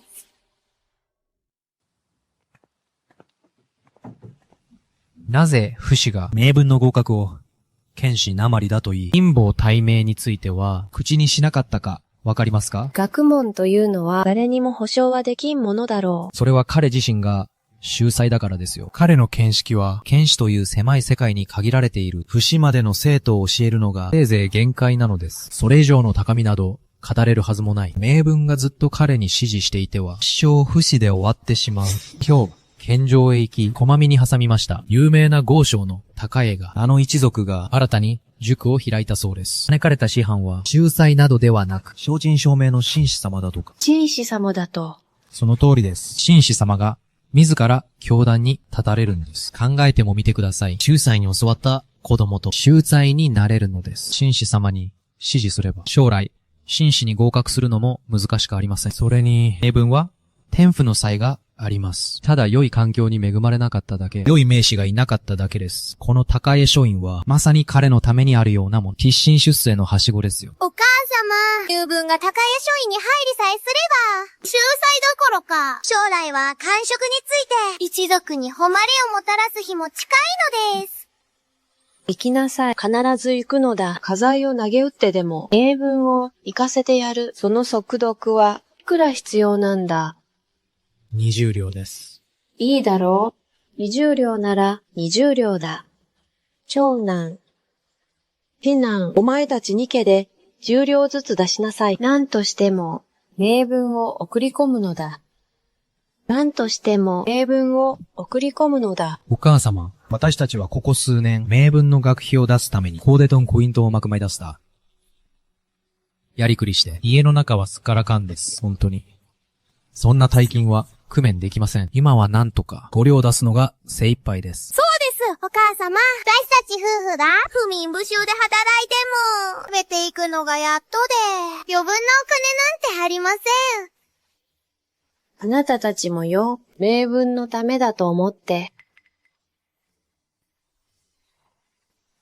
お母様。長男の家にはそんなに多くのお金はありません。目売りの学問にも金がかかります。家計は一年中生活費を差し引けば指紋も残りません。そんなはずないわ。みんな知っているわよ。おじ姉さんが嫁いできた時に相当な持参金を持ってきたことを、今でもあの箱は寝台の下に隠してあるんでしょう。20、おぎ姉様、名分の前途に免じて、陸家の将来を思って、どうか、持参金を出してください。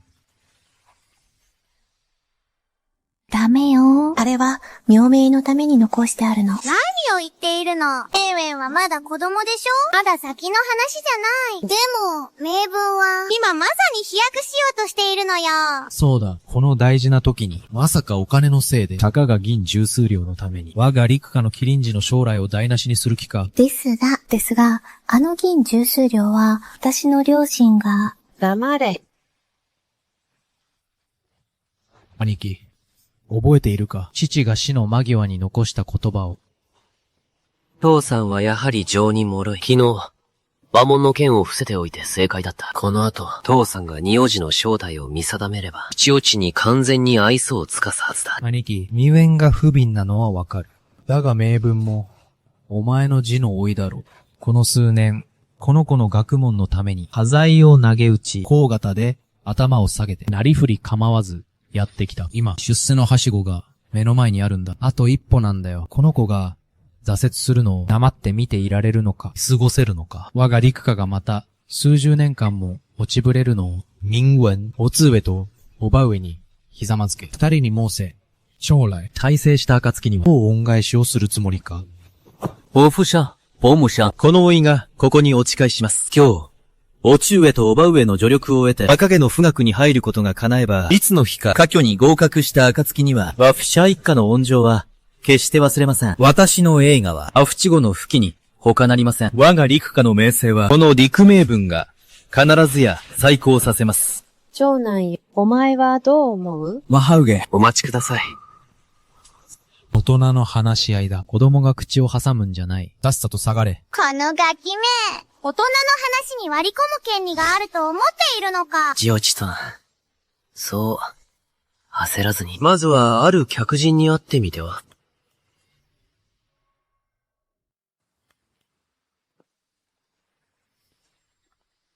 塩内さん。こちらのお方に、見覚えは？まずい。このガキめ。まさか書院の門番を連れてくるとは。これは、知らん。見たこともない。この、ろくでなしめ。英文が、高家書院に入ろうとしているときに、どこからこんな老人を連れてきて邪魔をするんだ。母さん、あいつは名分に嫉妬しているだけです。民也、ふざけるのはよしなさい。お祖母様。お聞きください。決してふざけているわけではありません。ほんの少しお時間を。必ずや真実をお見せします。どの経緯を説明します。重慶さん、このお方に見覚えは？いや、私は。12さんも言っていましたね。書院は徳を最も重んじると。もし不死に知れれば、公の場で嘘をついた者がいると。間違いなく書院を追放されるでしょう。覚えている。見覚えがある。書院のものだ。それとも、あの小僧が呼んだのか。まさか。お祖母様、小地上はよく兄さんを書院へ送るのに、書院の門番を知らぬふりをするとは、千代中上がこうまで隠すのは、もしや何か、後ろぐらい企みでも。あの小僧め、目上の者に何という言い草だ。お前。黙れ、いないよ。実情を話せ。マハウゲ。先ほどは、よく見えなかったのです。確かに書院の門番です。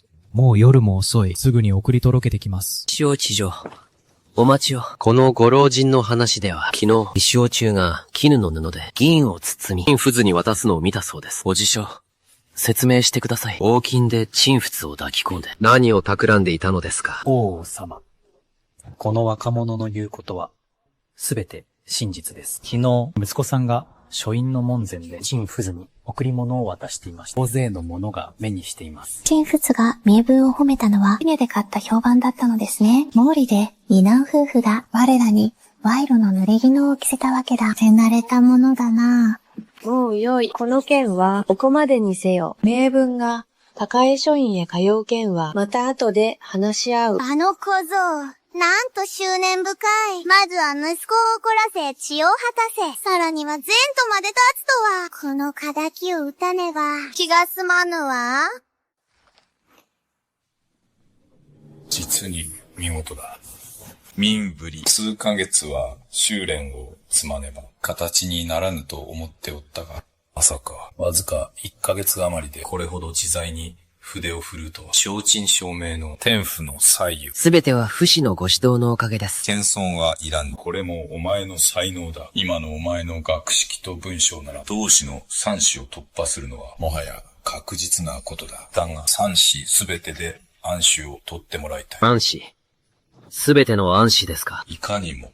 わしはある大人物にそなたを推薦しようと思う。その味方は私と同じ年の科挙を受けた同期だ。当時、わしは巨人に過ぎなかったが、だが彼はその年の暴眼であった。今や我が大官の重臣であらせられる。もしその方の門下に入ることができれば、そなたの今後の道はまさに兵法成分。立身出世は間違いなかろう。国の重臣か。言うよりよ。このお方の門下に加わるのはそう簡単なことではない。あの方は非常にお目が高い。剣士、武士、因子を勝ち抜き、すべてで第一位を取らねば、あの方のメガネにかなうことはでき。ミンベリ、そなたにそれができるか。学生たる私、必ずや先生のご期待にお答えいたします。よろしい。大学の道は、明徳を明らかにするにあり、民を親にするにあり、ともあり、遠方より来たる、板のしからずや、人知らずして浜くらず、憂鬱へ、枠、死の人となりや、高 D にして上を犯すを好む者は、お母さんの大切な息子も検視を受けるのね。千代、しっかり励むのですよ。母さんは家で吉報を待っています。もふうな、ご安心ください。私は必ずや、検視案、守備の吉報を持ち帰ります。暗視を取るなどと思い上がりおって、いざ試験街道に入れば、試験官の威厳に腰を抜かして漏らすのが関の山だ。ありなさい。民言、そのような桃源相互は家の中だけにしておきなさい。外で笑い物になっては困ります。承知いたしました。長男よ、次男よ、もう時間だ。子供たちを連れて行きなさい。はい、お母さん。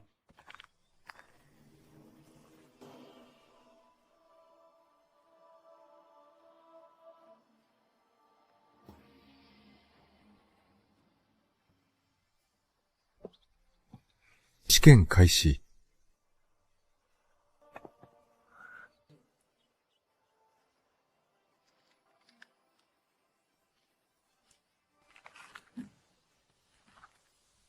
わずか1月ほど学んだだけで、原始を受けに来るとは、まあ、化けの顔が剥がれたようだな。陸下の面目は、あいつに潰されてしまった。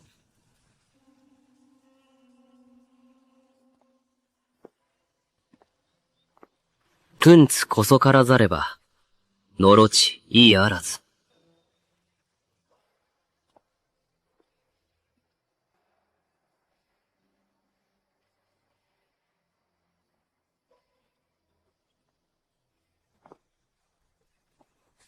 和紙の言葉によれば、思うとは単なる外見の飾りではなく、金糸の神聖の沈着と徳業の積み重ねを指す。それは自然と表に現れるものである。これぞ犯すべからざる意になり、この肌の切り口、実に見事だ。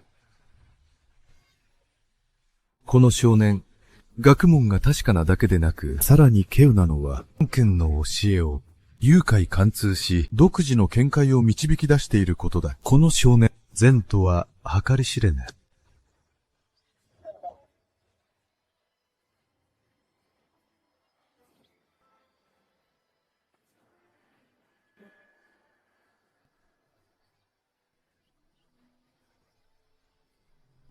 国画にだ。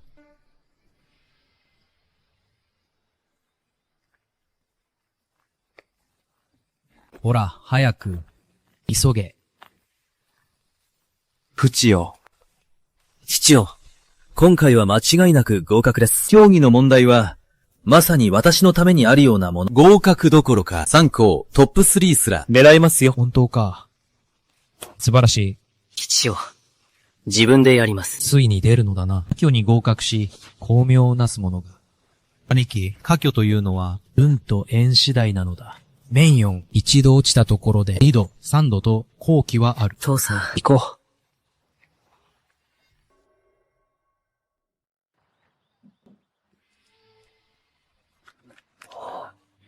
早く見て。の名は、あるか。合格だ。おめでとう。17位だ。やったぞ。ありえない。なぜ私が17位止まりなんだ。私の書いた経義の論文は完璧な出来だったはずだ。古今を論じ、中心から遅刻まで全て網羅していたのになぜだ。それが、たかが17位だと。受かっただけで十分だ。地頭を見てみろ。名前すら載っていない。落選か。恥さらしめ。フチよ。七所。ご安心を。上位3名は、まだ発表されていません。上位3名だと上位3名がどういうものか分かっているのか。十数年も。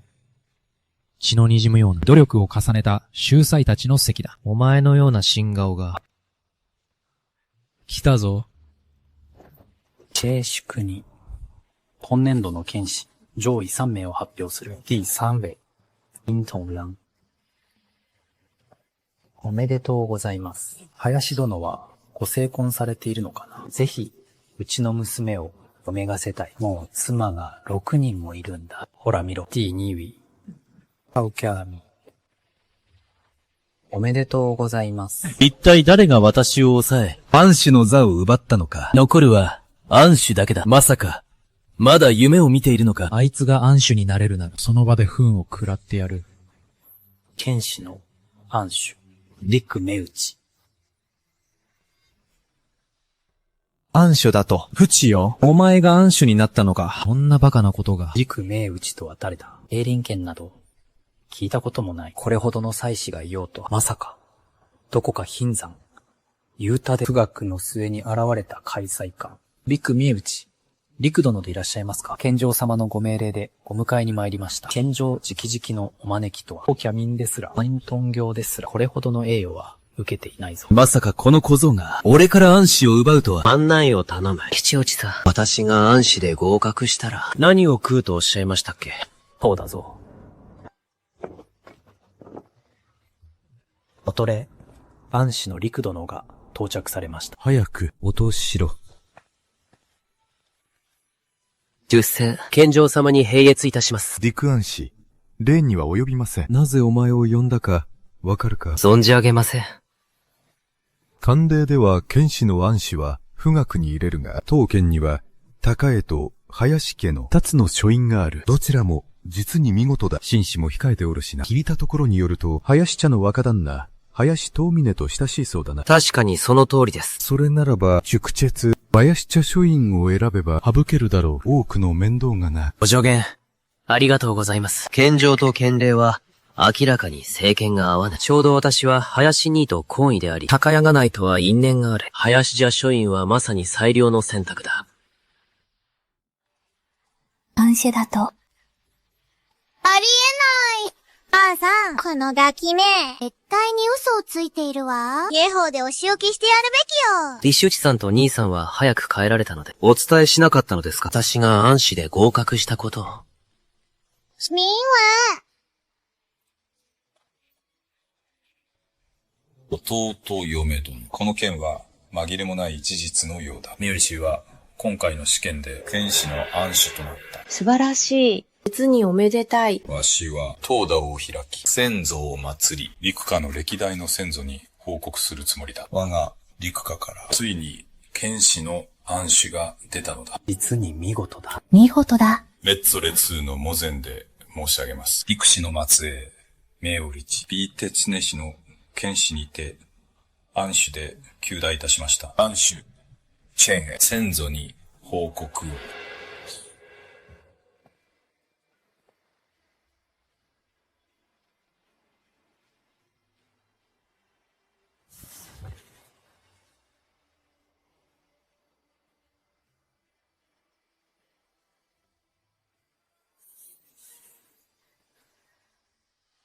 はお目がないのか。あんな小僧。剣士の暗種に合格させるなんて。十分よ。家に何か困りごとはないか。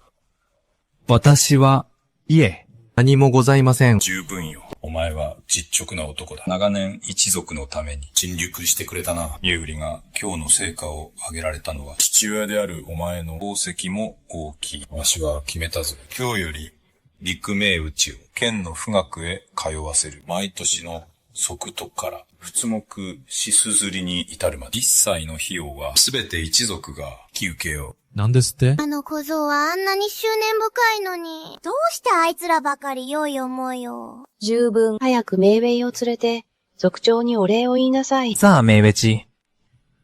ミンウェン、お前は陸和村で104年の間で初の剣士暗視日なのだ。まだ秀才ではないが、暗視で及第したからには、いずれ巨人の位は間違いなかろう。わしごときな未来の巨人様の礼を受けるなど、恐れ多い。陰湯に、お前は今や我ら陸士一族の希望なのだ。何か望みはあるか？遠慮なく申してみよ。族長のおじい様、分家をお許しください。承知しませんよ。この小僧は、今や一族の縁図があるのです。湯仙さんの持参金など不要でしょう。もし分家なんてしたら、どうやって手に入れるんです？あの持参金を。あれは、名分が、赤毛書院に入るための、銀ですよ。狭間上がおいでなのだぞ。分家の話など、若い者の出る幕ではない。そもじょを噴死させるつもりか。いいだろう。暗所になった途端、ババアが邪魔になったというわけか。おそば様。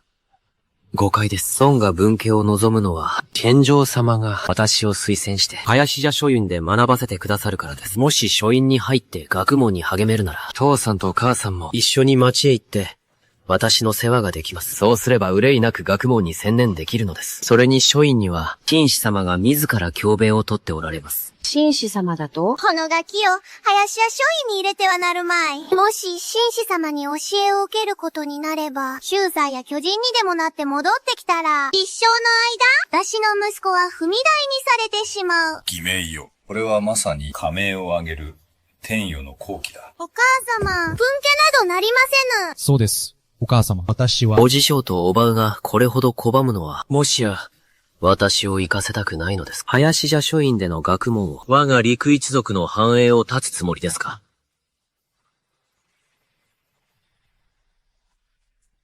メイエ、決してそのようなつもりは。お祖母様、どうかお許しください。疑問よ。先祖代々の方々を失望させる気か。分家するがよい。父よ、母さんに付き添ってもらって、町へ行きなさい。父さんは家で田畑を耕し、お前たちを支える。あなた一人で耕すなんて、私と息子を養うには苦労が過ぎます。私も残って一緒に働きます。二人で三重を支えましょう。父さん、母さん、言い争う必要はありません。お金のことは心配いりません。これは？こんなに多くの銀が。なんてことだ。そうよ。この大金をどこで手に入れたんだ？道に外れたことなどしてはおらんか。父さん、母さん、安心してください。町で評判の石猿伝は、実は、私の書いた施策なのです。あの記書を、お前が書いたのか？この30両は、先月の分け前に過ぎません。素晴らしいわ。あなた、これだけのお金があれば、町の中に家を借りて、妙な学問に付き添えます。その通りだ。そうすれば、私たちも、商いでも始めて、家計を支えよう。知恵じゃん？いえ、屋敷を買い求めるべきです。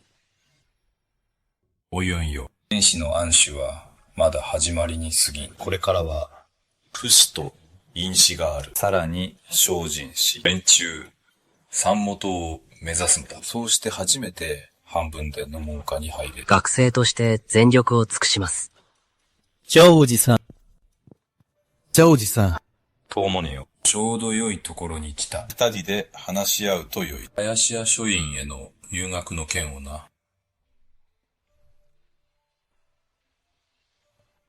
陸将。剣士の暗視とはさすがです。やはりそうでしたか。陸にあなたはただ者ではないと思っていました。怪しい。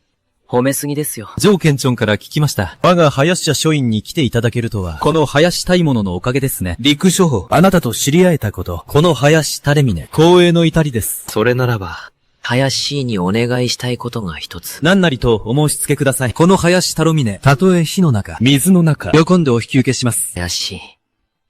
頼みというのは、町の中に、屋敷を一軒、三神無作りの屋敷を、家具一式が揃っている場所。陸にへ、もっと早く町に住むべきでした。折よく、我が林家に別邸がございまして、ちょうど陸馬にのご要望にぴったりです。すぐに手配いたしましょう。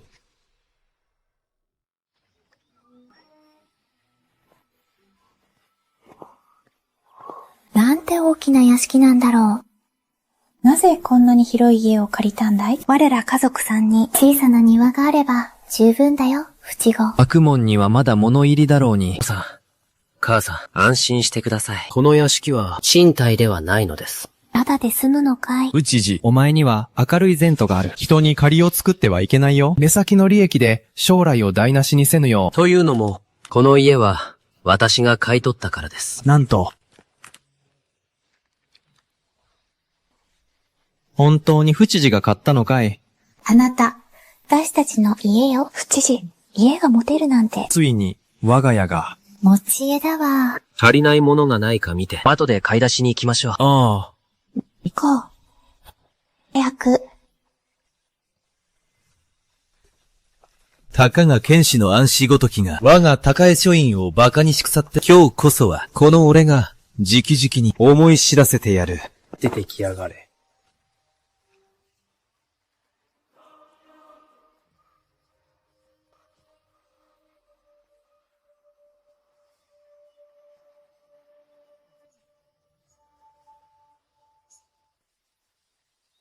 お前は、私ですよ。このわからずやめな。今のは冗談だ。私に何を思い知らせると。逃げろ。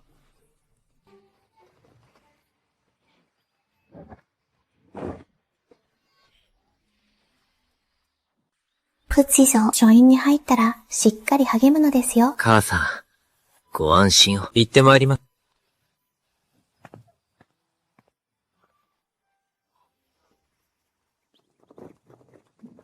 聞いたか。今年の剣士の暗視は、勤王の出らしいぞ。我らの書院に入学するそうだ。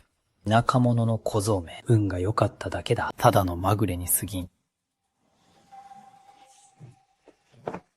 お前が今期の剣士暗視か。あれは、長家の若旦那だ。座を商用だ。彼が呼び止めたのは、若き暗視殿かな。噂に違わぬ姿だな。ただ、陸暗視の、その身なりは、いささか質素に過ぎるのではないか。聖人は言われた。美観整わざれば、礼儀粛ならずと。陸暗視は、まさか聖人の教えを、田舎のあぜ道に、忘れてきたのか。論語にはこうあります。君主は、道を計りて食を計らず、道を憂えて、貧しきを憂えず、衣服など体を覆うものに過ぎず、学問こそが、実心の根本です。心があえなに一周にばかりあるならば、天智のために心を立てるなどと言えましょうか。市民のために命を立てることは、この小僧、なかなかやるな。口が達者なだけだ。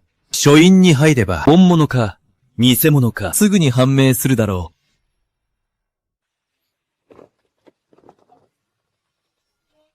宗教宗にご挨拶申し上げます。座れ。剣士庵、守備の陸見え内だな。はい、学生でございます。暗視といえども、書院は初めてであろう。お前の学問を試させてもらう。承知いたしました。大学の冒頭を言え。大学の道は、明徳を明らかにするにあり、神を親しむにあり、自然に止まるにあり、明徳を明らかにすとは何ぞや。明徳とは、人の天より得るところにして、虚礼にして見そまさず、修理を具えて、万事に応ずるものなり。まさか、正解だ。孟子の人心、小編に言う、その心を尽くす者は、その性を知るなり。また言う。その心をお供し、その性を養うと、人心と尊人にいかなる違いがあるか。この難問、9歳でも答えられぬだろう。この小僧には、到底無理だ。先生、お答えします。学生の朝学にて、失礼ながら、尊心とは、本心を固く守り、ことものに動かされぬこと。すなわち、二世の項にございます。人心とは、己を押して人に及ぼすこと。本心の善を万物に広げるのです。それこそが、道を切り拓く術で、一つは、内性。一つは外用。孫子は体であり、心身は陽である。両者は相まって成り立つもの。どちらが欠けてもならない。この小僧、化け物か。急ぎ林、山陽をお呼びしろ。この学生は、私の手には、負えん。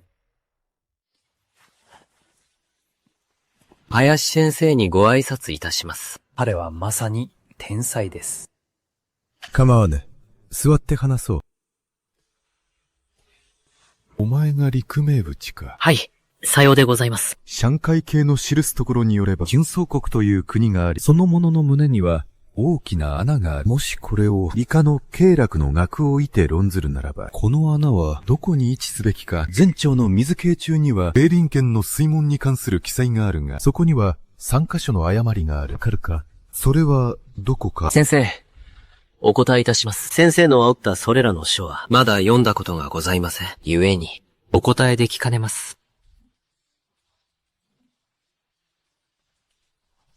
三海経すら読んだことがないとは、まさに田舎の小僧だな。なんと浅学な。先生がどう罰するか、見ものだ。よし、実に良い。今後は、書院で私に指示せ、これほどのプクデャカを、通俗な学問に埋もれさせてはならぬ。来なさい。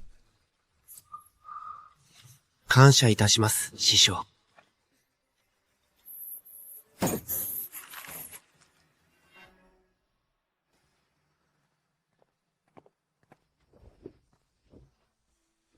上師匠とは、窮地の中でな、文の中でそなたを絶賛していた。知るを、これ、知るとなし。今日示してみたが、案の定であった。先生と師匠は代々の付き合いでしたか？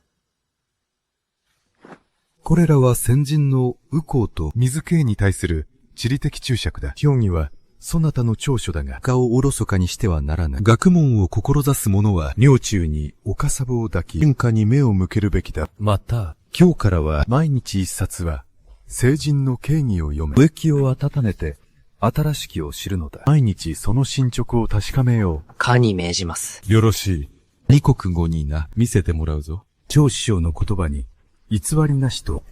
師匠、お見送りいたします。二国か。十分だ。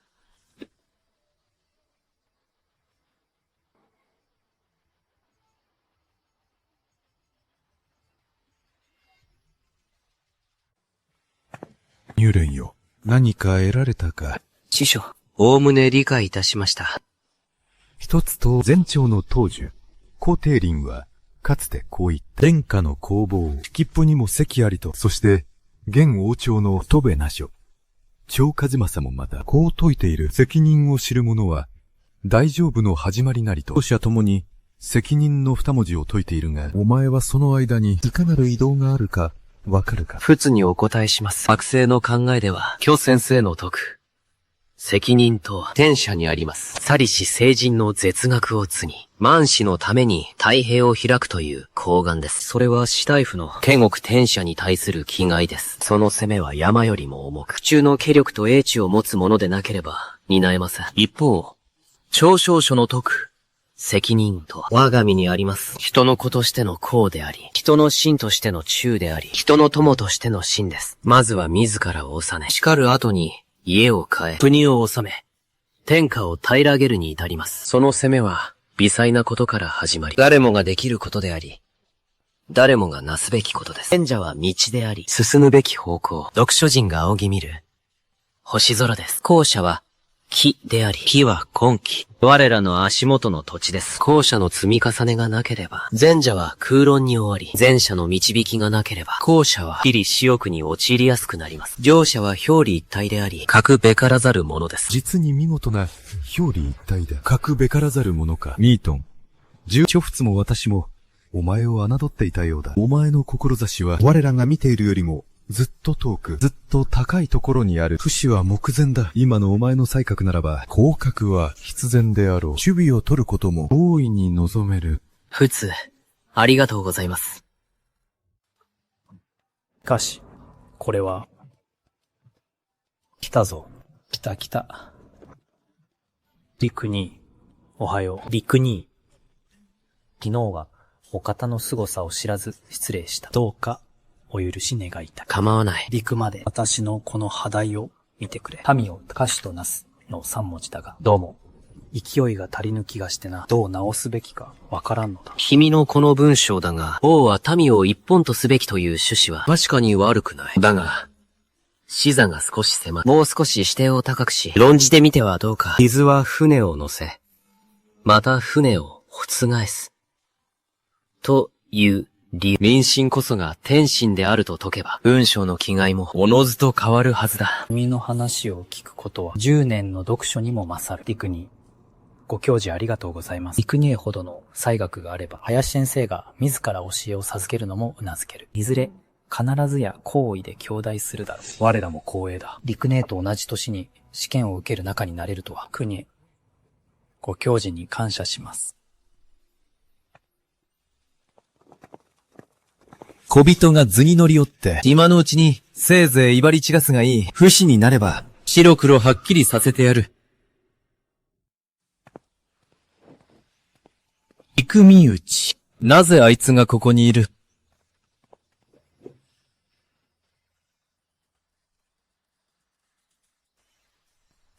斬新の邸宅だと、あいつがここに住んでいるのか。本家のどこにそんな金があるんだ。面白いな。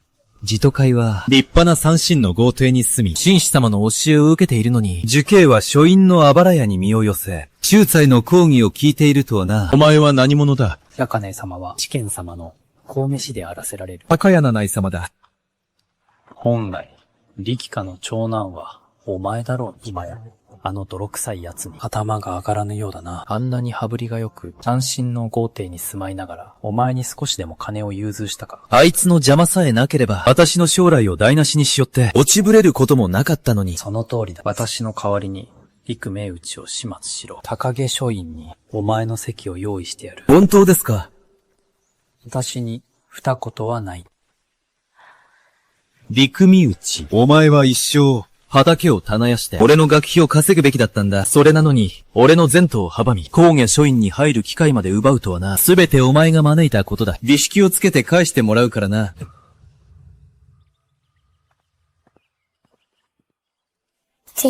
おいで。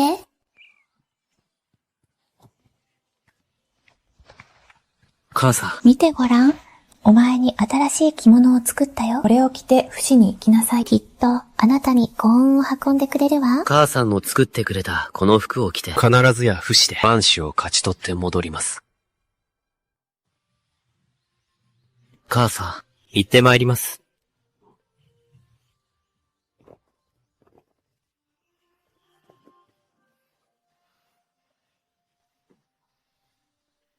ぐちごは遠出したこともないのに。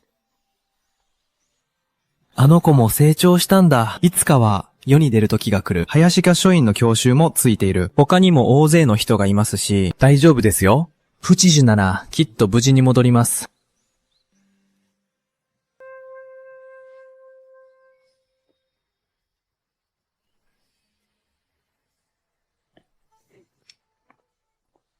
両戦者、お部屋は取っておきましたよ。いつもの通り、天号の離れでございます。皆の者、ここが我々が甲中で泊まる宿だ。事件が迫っている。備えを万全にすることを第一とせ。人代は1日200文だ。2日間滞在するから。つまり、銀1両になる。普段より値は張るが、死を目前にして、手元を見られるのは致し方ない。有権者の皆様、中へどうぞ。ビッグショー、繁盛府は、家内県より10倍も賑やかだ。せっかく来たのだから、見物に行かないか。炎症、死を控えているので、無駄にする時間はありません。陸将ほどの才がありながら、寸家を惜しんで、勉学に励むとは、私の才など、彼の万分の一にも及ばない。どうして時を空費できようか。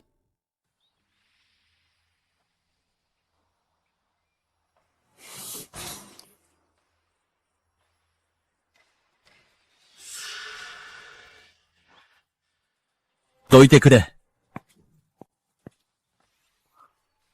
兄上、今日は妙に親切ですね。兄将、戦えよ。私はもう望み薄だが、お前は剣士の暗士だ。不死も、間違いなく通るだろう。願っているぞ。金榜題名、仲裁となって、我ら陸下の名を挙げてくれ。ありがとうございます、兄上。しっかり励めよ。失礼。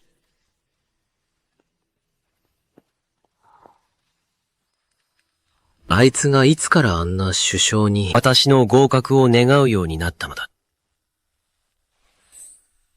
やったぞ。カンニングペーパーをカゴに忍ばせた。見つかるのを待て。あいつの終わりだ。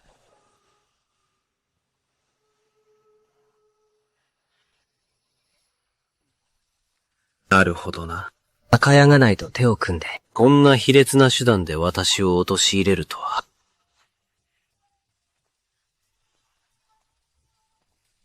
今度こそ、最知無念にしてやる。幾間の先に行くぞ。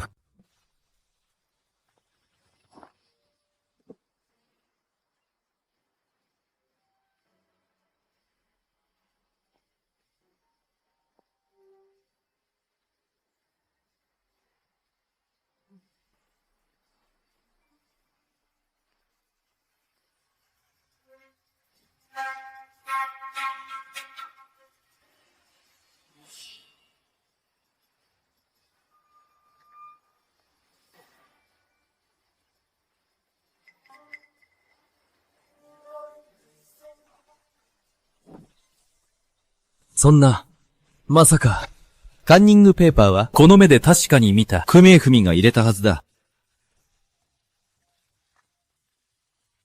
カニ賞、一緒に行きましょう。お先にどうぞ。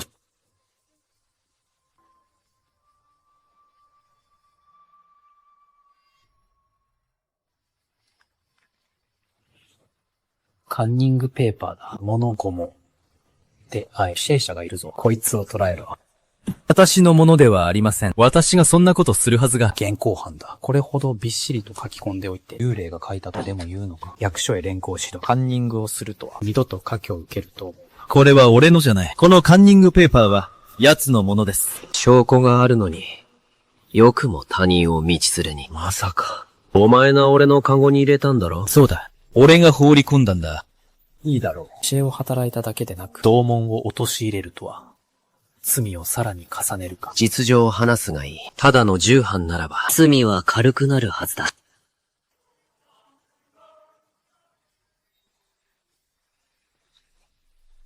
あいつだ。高屋根内が死亡者です。だから明恵氏を陥れたんだ。捕まえろ。受験生は入場せよ。死に遅れるな。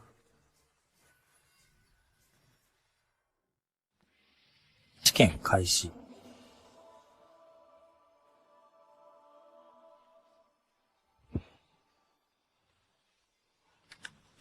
幸運の開通と、海禁の解放を論ずる。どちらが東南の民の暮らしに利するか。面白い、面白い。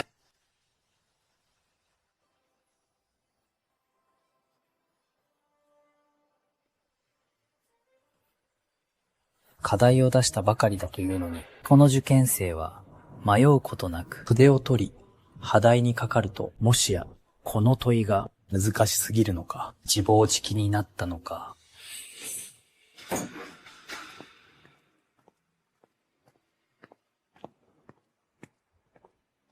幸運と海運の争いは、利害の是非ではなく、いつのところ、体用の惑いに過ぎ、学生は幸運を国の経絡と考えます。海運は民の血脈なり、経絡は本を固め、血脈は体を生かすもの。両者は相反するどころか、実に相補的な関係にあります。第2億なり、なんという気概だ。この場にいる受験生は、誰もが知恵を絞り、二者択一の中から最適解を導こうとしているが、この者だけは、マイコン一番、番をひっくり返したのだ。突きつけているこの問い自体が間違いであると。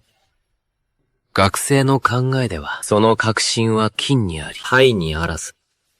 金ずるほど利は厚くなり、利が厚ければ、人は危険を冒すもの。流れに従い、導いてはいかがか。金ずるを疎ずるに変えるのです。策は甲中にあり、藩上に設けるべきは、千葉家大挙使です。交易の所持を、総括せしめるのです。従って、幸運は弓のごとく、海運は、矢のごとし、幸運で中枢の安寧を保ち、これを弓を張るとなし、海運で四海に利を広げるのです。これぞ弓術。弓は強く、矢は鋭く、そうして初めて、天下に意を振るい、天下無双の富を築けるのだ。もし皇朝が天下に先駆けて、この幸運海運一体の策を講じれば、10年もしないうちに、東南の財富は外観において随一となるだろう。民衆の利を前にして、なぜ二者択一にする必要があるのか。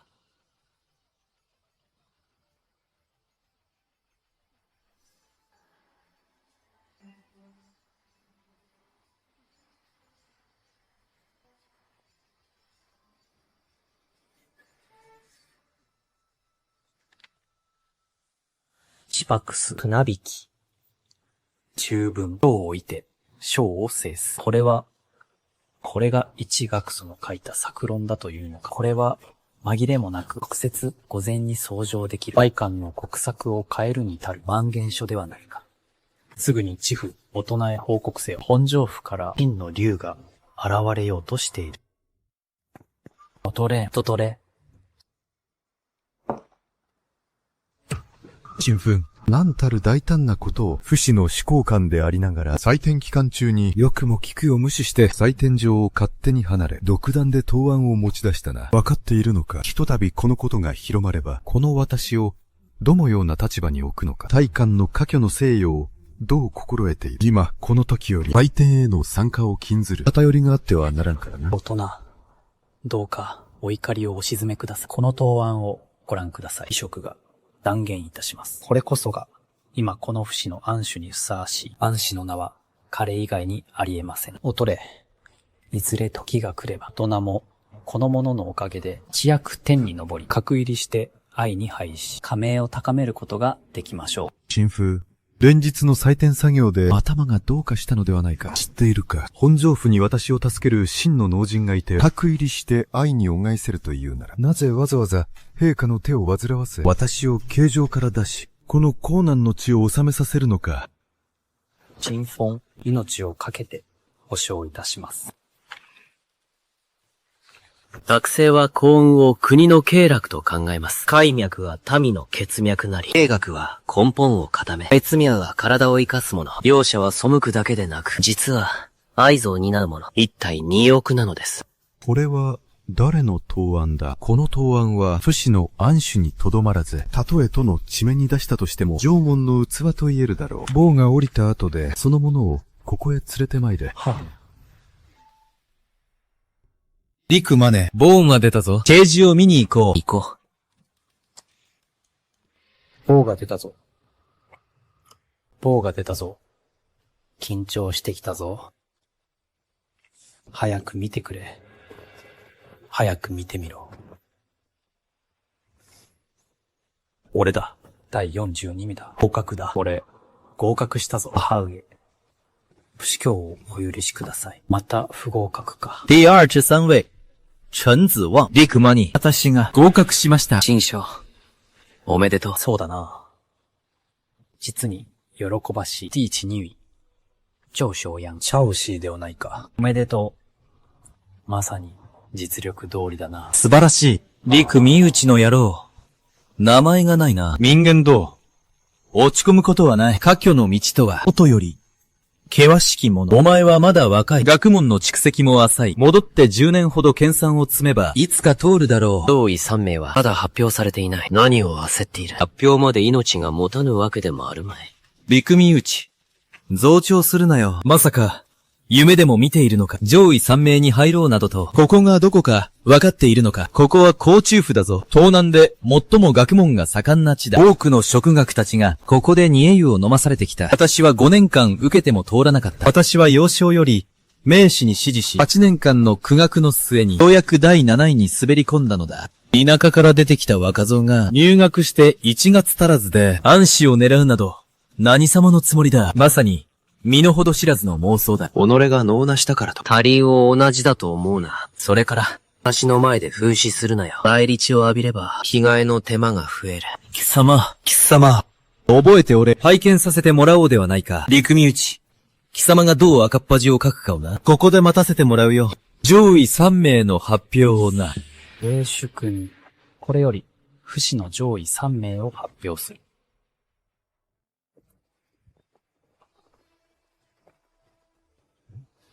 第3位、洪州府、杜文言。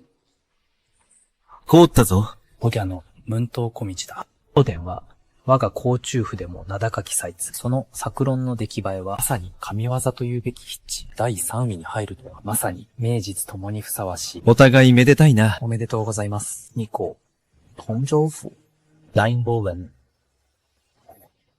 おめでとう、おめでとう。彼は、知府、大人の地下でした。あの彼が2位に甘んじるとは。林道は、3歳で詩を読み、7歳で文を綴り、9歳で世に名を馳せた知林人。誰もが信じていた。彼こそが、今、信濃安首だと。これは、一体、いかなる傑物が彼を抑えて、首位に立ったのか。しし、おめでとう。知府。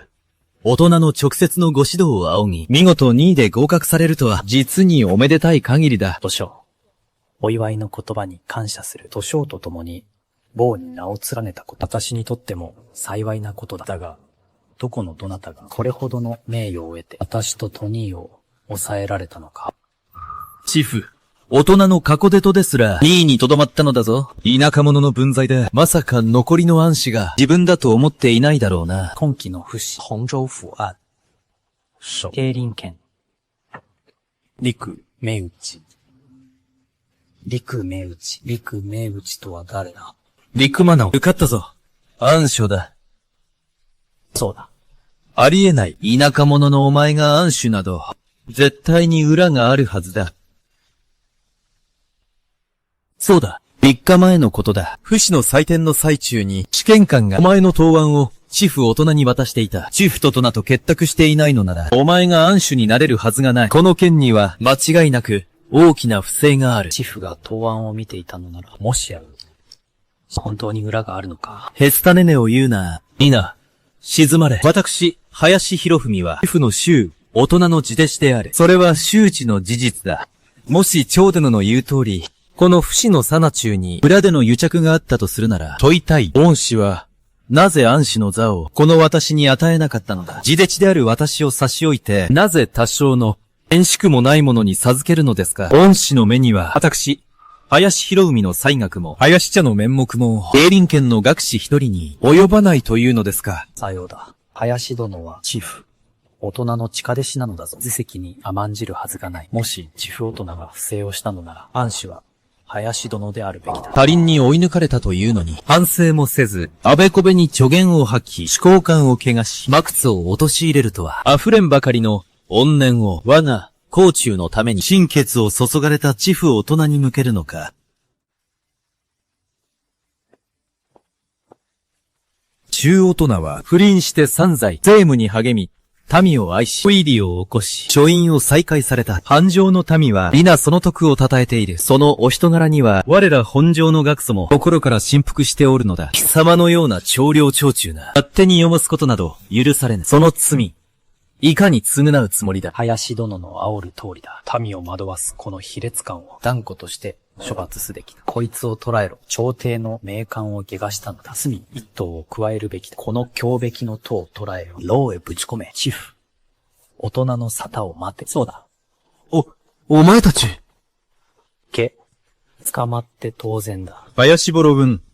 陸デリにご挨拶いたします。陸殿、北文が破れました。振幅しておりますが、どうしても諦めきれません。陸殿、どうか、この白文に、拝ませていただけませんか。安したるその文才を。陸公子は、甲中府通番の長長雲である。知府。大人の命により、警視の後、府屋へお越しいただきたい。あとら、陸公子にお会いになると。グクセン、陸民は承知いたしました。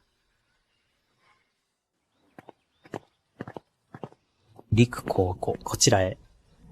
長ダーチな、学生も共に。大人がお会いになるのは、陸公子ご一人だ。大人の命により、お主は門外で待て。おとれ、陸高校をお連れしました。ククス、リークミンウチ、シフトとなに、拝謁いたします。礼には及ばぬ。上運、婚を締めよ。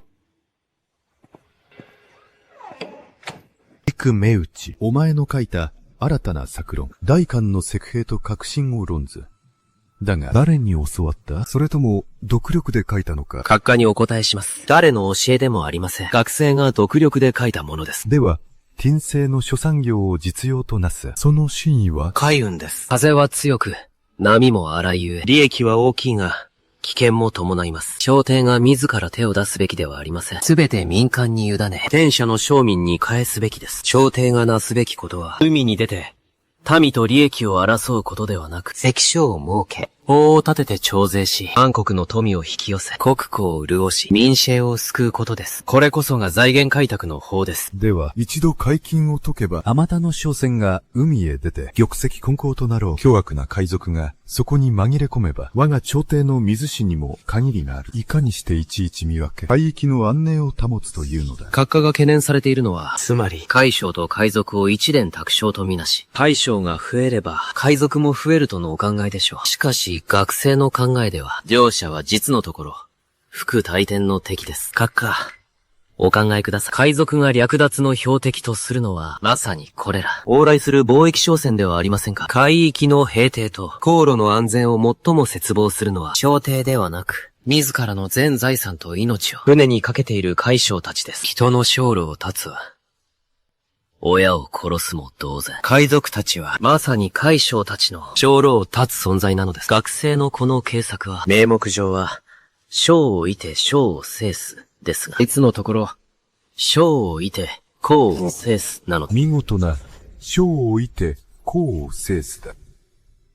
陸身内よ。私は寛解の荒波に20年もまれ、知性の才を持つ者を幾人も見てきた。だが、お前のように、これほどまでに天下の形勢を深く洞察し、確信をついた者は、一人もいなかった。若年ながら、その胸中のかかだは、常人をはるかにしのいでいる。まさにピク玉だな。玉蓮の匠による調達が必要だ。そなたのような天賦の才が、名士の導きもなしに、埋もれてしまうのは惜しい。本官は、そなたを弟子に迎えたい。依存はないか。陸公子。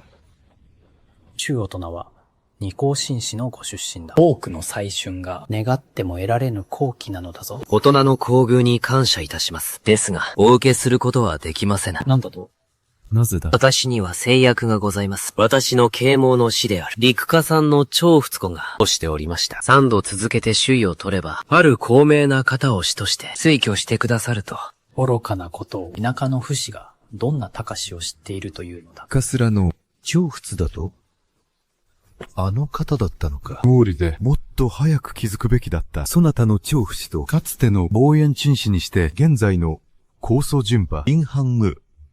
大人は無二の親友なのだ。私の推測が正しければ不死が推挙しようとしているのはその林、大人に違いない。まさか。林順平だとは。林春府の才覚は私をはるかにしのぐ。その高潔な風骨は我ら文人の模範だ。林大人の門下に入れるとは実におがたい幸運だ。さらにもう一つ祝い事があるぞ。おめでとう。近いうちに爵位を授かるだろう。まさに三期臨門だな。何ですと？どうぞ。林で、失礼する。先生が自ら見送られるとは。北面青赤と日酒には、それぞれの星雲の志がある。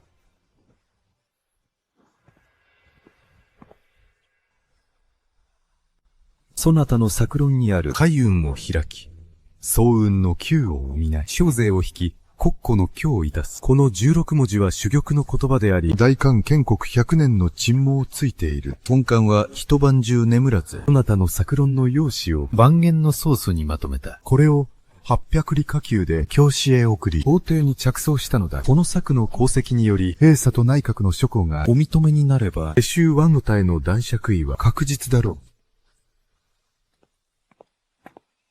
う。陸キャネ殿。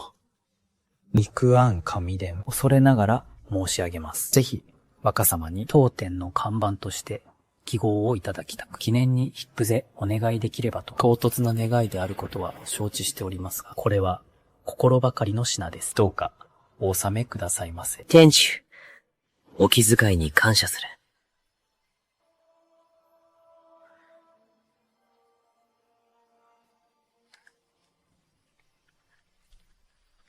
次地の灯火、おじょろの鳥。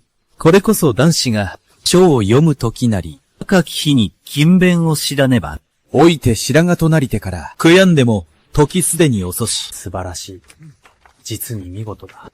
なんと素晴らしい詩なのだ。これは、千古に語り継がれるべき、漢学の詩だ。天下。すべての学塾に掲げるべきだ。その通りだ。よかろう。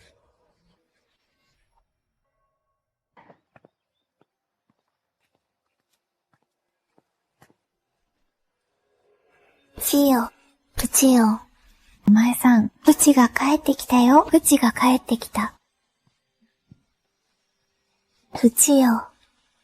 よくやったな。不死の安守、主席だぞ。我ら陸下から、ついに、立派な学問の徒が出たのだ。プチが秀才様になられるなんて、母さんはもう、いつ死んでも本望だよ。母さん、期待に応えることができました。プチよ。安守になったお前のために、部長が言っていた。時間がある時に、騒動を開いて、先祖に報告しようと。それからな、お前に伝えたい。一族の、秘め事があるそうだ。おばあ様も会いたがっている。一度戻ってみないか？ええ。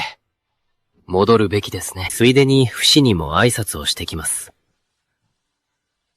さあ、飯にしよう。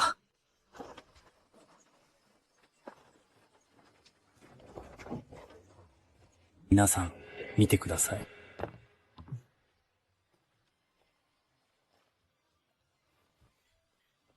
不死の安氏殿がお帰りだ。待ちわびていたぞ。永遠丼は陸下の誇り。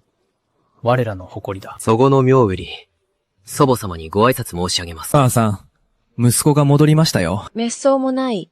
そんなことはしておくれでない。私の自慢の孫よ。お前は、今や地上に降りた文曲世子なのだ。その体は、とても尊いのだから、これほどの大礼を受けるわけにはいかない。いいえ、おばあ様の言う通りだ。族長のおじい様。私はただ不死を通過しただけで、たとえ将来、上言になったとしても、おばあ様の孫であることに変わりありません。祖母が祖母にひざまずくのは、当然の道理です。この子は本当に、礼儀をわきまえている。兄貴、私が悪かった。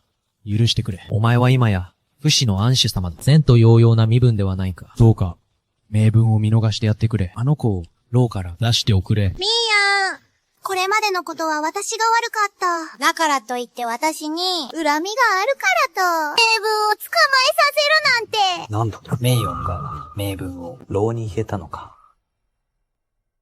なんだって、名誉が名分を牢に入れたのか。いとこ同士なのになぜそこまで憎み合う。兄さん、メイロンに頼んでおくれ。石井さん、以前は私が悪かったわ。エオワンに土下座して謝るから。でも、名分はまだ子供なのよ。どうか英文を許してやって。母上、何か言ってください。おじゅえな、私の復讐だというのが何があったか、皆に話してはどうですか。儒教めが一体何をしたために投獄されたのかを。単に昔の遺恨のせいだろう。何度言おうと、血は水よりも濃いのだぞ。不死の当日、受刑上はカンニングの紙を私の試験なごに忍ばせたのです。もし私が気づかなければ、試験官に見つかって、今頃、牢に入っているのはこの私でした。恩知らずの畜生め、息子の将来を、お前の息子に壊されるところだった。お前たちというやつは、よくもまあ逆ギレできたものだ。ビッグチョンジ、よくも私に嘘をついたな。王四の言葉に嘘はない。これは本上の旧友からの新書だ。白紙に黒々と、はっきりと記されている。絶縁だ。今日限りで縁を切る。ルクツォンジ。これからは、お前たちがどうなろうと、この陸長文には、一切関わりのないことだ。私は陸下の族長として、ここに宣言する。陸長地の一家を陸下すらから追放し、二度と家系図には戻さん。そんなことがあったとは。どうしよう。どうすればいいの？どうすれば。母さん。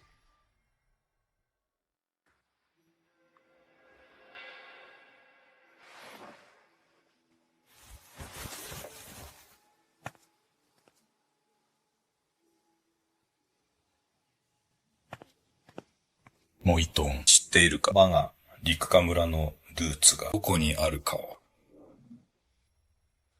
我が陸下村はもともと軽量のものではない。我らの根源は千里の彼方にある清川郡なのだ。清不銀の陸士。その通りだ。我らは清川陸士の分家なのだ。大漢王朝における七大聖家の一つ。名門中の名門であり、代々学問を重んじる清川の陸士だ。族長、これは真実なのですか？我らが清川陸士のものだったとは。清川陸士の家訓は、厳格でな。3代続けて一人も出せなかった。仲裁不在の傍系は、一族から追放され、他祖へ移されるのだ。我らの一族も、そのために、幾日を追われ、この定領圏に流れ着いた。ここで根を下ろし、血脈をつないで、もう100年になる。族長、数族を追放されても戻れる可能性はあるのですか？ある。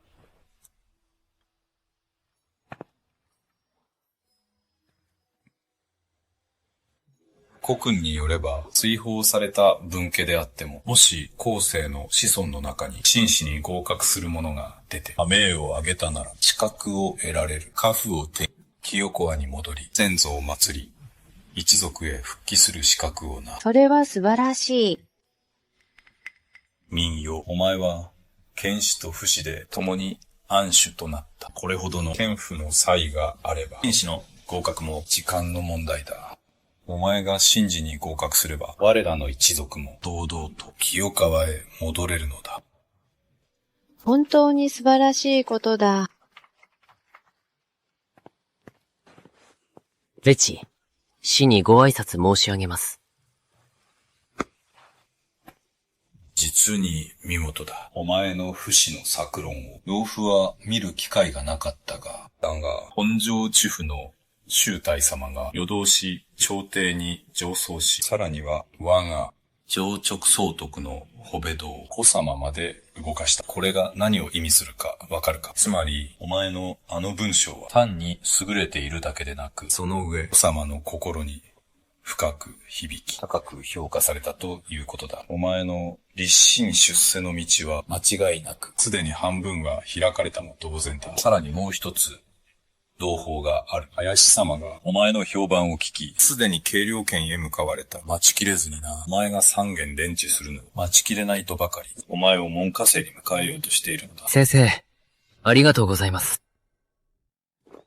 陸身内、田舎者の小僧が、私の息子を牢屋に入れおって、不死の安死になったからといって、枕を高くして寝られると思うなよ。思い知らせてやる。名門の地府、墓の献礼というものをな。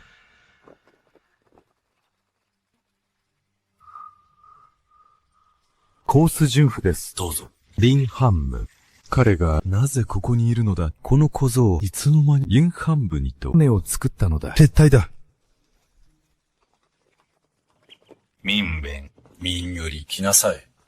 学生、先生にご挨拶申し上げます。こちらが林大人だ。早く、本氏にご挨拶しなさい。学生、先生にご挨拶申し上げます。我ら、読書人だ。同業しい儀式は必要ない。この一例で私の門下に入ったも同然だ。これからは、我が林半分の弟子だ。半分伝は公務で多忙な中、今日わざわざ時間を割いて会いに来てくださった。だから、堅苦しい礼儀は抜きにしよう。門下に入ったからには、師として何もないわけにはいかない。これは、銀百両の紙幣だ。林茶書院にいれば、日々の捨て目、しすずりや付き合いなどで何かと物入りだろう。受け取りなさい。先生、それは滅相もございません。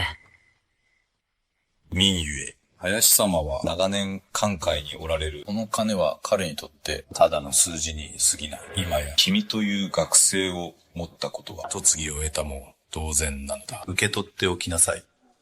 学生、先生に感謝申し上げます。よろしい。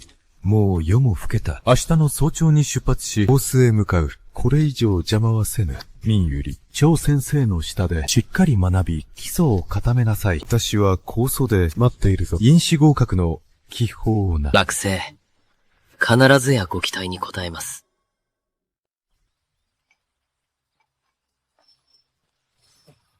まいましい。あの田舎者の小僧め、銀半分に気に入られ、弟子にまでなり寄って、一家を根絶やしにしてやるところを、銀半分め、必ずや邪魔に入ってくるだろうな。いい考えがある。あの小僧を懲らしめる方法が見つかったぞ。行け。あの田舎小僧のおじとおばを連れてこい。はあ。お殿様、連れて参りました。下がれ。はあ。私名は、陸十一と申します。賢霊様に拝謁いたします。ぐじゅくとも。長子よ、お前たちの息子、陸見えふみが我が子を悪の道に引き込み、牢獄に送る羽目になったのだ。いかなる罪に当たるか、分かっておるのか。賢霊様、滅相もございません。冤罪です。すべては、陸目打ち、あの小僧のせいです。間違いなく、奴が、うちの名分を、陥れたのです。高谷がない様までも。その通りです。すべてはあの小僧の仕業です。あの小僧は冷酷非道なのです。賢霊様、あやつめを、一かもろとも捕らえ、家財を没収してください。なるほど。わしが誤解していたようだな。ならば、お前たちが、陸名淵を懲らしめてまいれ。そうすれば、不問にそう。お殿様、喜んでお引き受けします。今、どこら辺だ？侍郎様、申し上げます。すでに、甲中の城外に到着しました。急げ。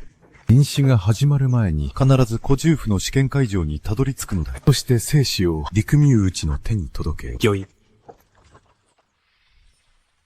陸魔の、今回の試験、私には3分の自信がありますが、陸兄なら、十中八九間違いありません。もしかすると、今回もまた、飲酒の首席を狙えるのでは。もし再び首席を取れば、陸兄は、古参元の達成ですよ。自信のほどはいかがです？この賞賛言、受けて立つまでだ。県生、入場。陸兄へ、お先にどうぞ。待ちなさい。受験生の皆さん。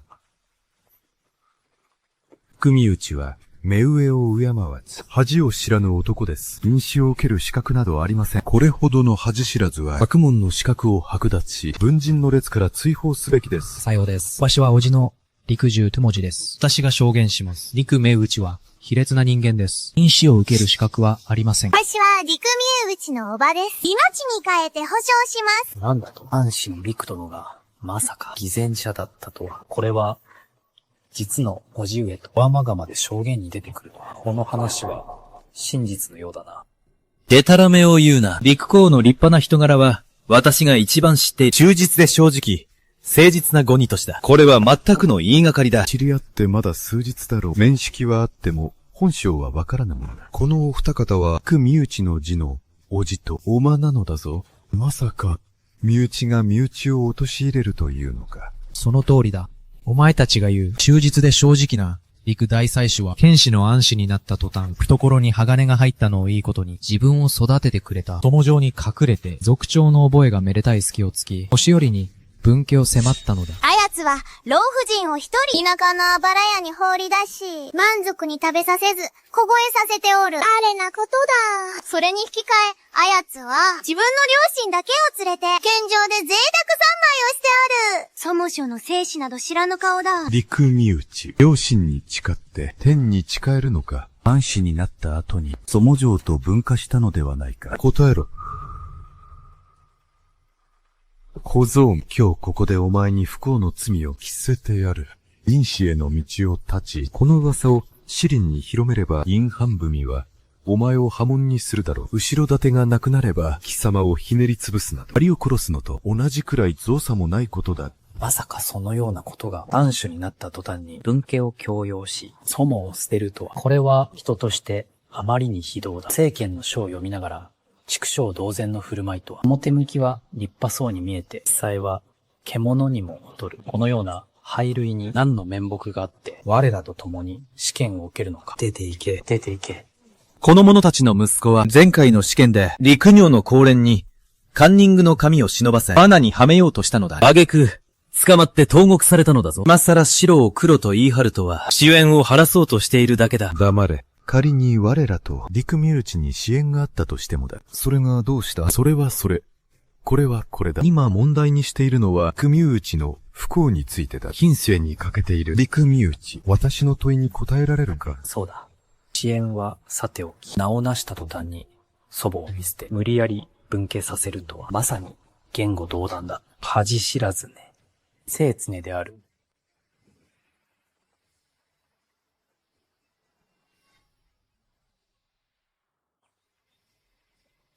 本館は、霊部次郎の丹林である。陸明内は、ドラだ。聖図だと？なぜ聖子がこの若造に下されるのだ？学生、陸明内にございます。陸明内、聖図を受けたまわる。学生、陸明内、慎んで受けたまわります。天の命を報じ、皇帝は僧を下す。競輪権の同姓、陸明内は天賦の際に恵まれ、学識も豊かである。剣士及び不死にて、連続で安守となり、その書き記した作論。幸運と海運の一体化論は民政を深く洞察し、自閉の革新をつき、遠大な見識を持つことに国の棟梁なり、チェンは深く感じ入った。よって、極風船、陸明内を、林権、男にことし、大銀三百両を賜う、福井百個を授く、凝らず、おかぶらず、学業に勤しみ、国に尽くせ、これに均とみ。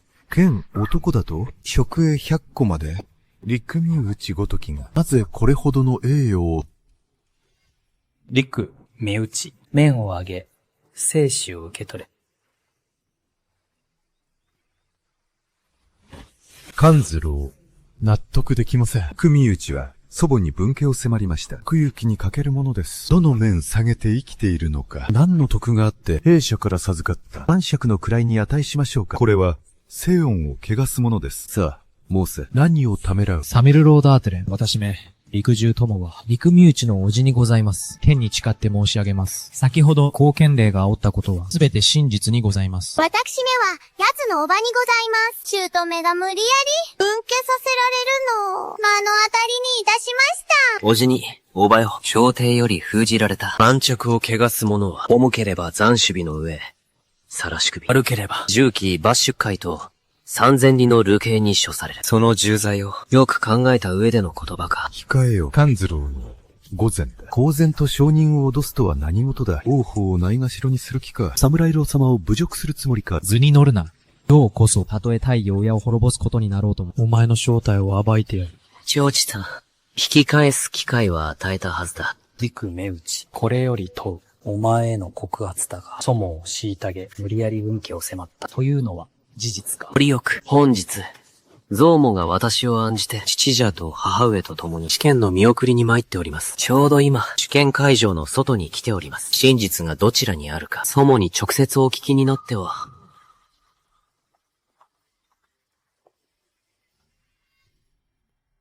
お前たち二人、この愚か者めが、一家の先祖の徳のおかげで、ようやく、名弁のような学問の逸材が生まれたというのに、おずとおばでありながら、支えるどころか、多祖茶と結託して、この子の前途を阻もうとするとは、今日という今日は、叩き殺してやります。この罰、当たり目、ろくでなしめ。お母様、お許しください。この恩知らずめ。私たちが悪うございました。愚か者め。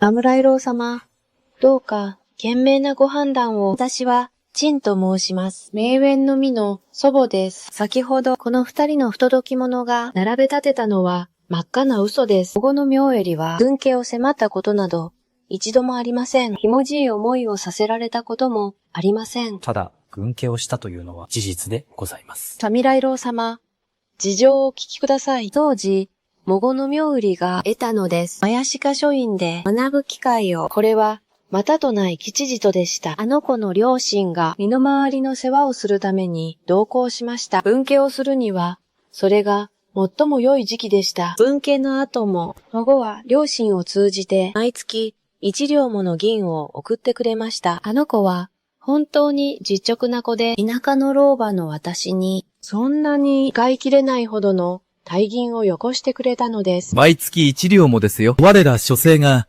学問に励むに1月でこれほど使いはしません。陸兄は親不孝どころか、これは類稀な更新です。なるほど。危うく陸安守備を誤解するところだった。この後も、この3人の朝廷の男爵を虚偽告発した捨者を捕らえを牢にぶち込め、周知府にお会いした後、厳罰に処してくる。終わりだ。もうおしまいだ。リンゴン、義手部が悪かった。母さん。いい君だ。因子も間近だ。陸犬男、試験に励まれよ。この件は必ずや決着をつけよ。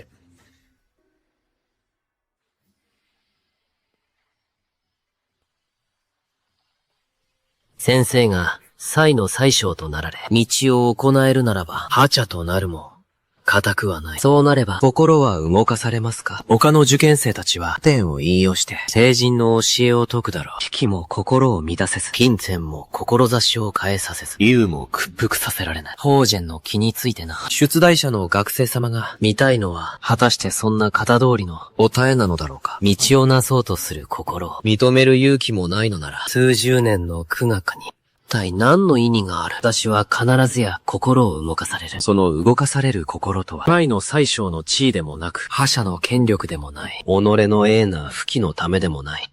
動かされる心は、すなわち、道をなす機会を得ることにある。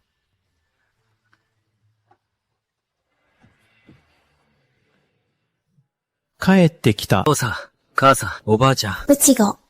明晚。疲れてないかい？出来はどうだった？全部書き終えたか？自慢の孫よ。教えておくれ。この因子。手応えはあるのかい？受かれば、お前も、立派な秀才様だ。この幸せ者が、父さんは多くは望まん。もしお前が、因子の安守になれば、我が陸下からも3連続首位の快挙となる。父さんの人生、悔いはないぞ。父さん、母さん、おばあちゃん。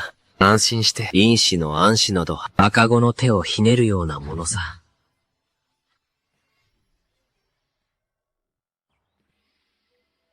来たぞ来たぞ。来たぞ。合格発表だ。形式が出たぞ。早く見て。自分の名前を探せ。受かった。合格したぞ。21位だ。口受け、母受け。受かりました。21位です。見つけた。37位だ。37位にいる。陸兄さん、受かったぞ。おめでとう。どうして見当たらないんだ？モーエンの名前が。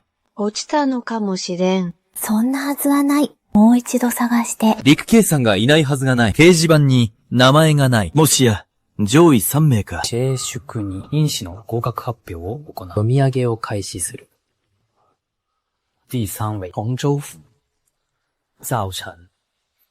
なぜ私が3位なのだ？ザオチェンは神童として名高い。3歳で字を開始。7歳で文を成した。それが3位に甘んじるとは。第2位、第2位。洪州府林波文。なんだと。林ピロ雲がまさか2位だなんて。ありえない。この甲中府で林波雲だけが私と主席を争えるはずなのに。彼が主席ではないのか。まさか。陸名、王なのか。絶対にありえない。彼はまだ12歳だぞ。学んでわずか1年だ。剣士と不死で首を取れたのは運に過ぎない。この因子は才人揃いだぞ。また主席を取るなど不可能だ。因子アンセリ、軽量剣、陸名。やったー。素晴らしい。受かったぞ。やったぞ。ミオンが主席だ。合格だ。よくやった。父さんの誇りだぞ。受かった。いい子だ。合格だ。本城府の全学徒を合わせて、陸兄さんには及ばない。まさに一人勝ちだ。リョウヤン兄さんは、12歳の若さで、剣、府、院の3子、すべてで主席となった。これは、我が甲中において67年ぶり、あのフォーカクローに次いで2人目の3連続主席だ。北園よ、完売だ。恐れ入ったよ。我らもだ。真どこ、感服いたしました。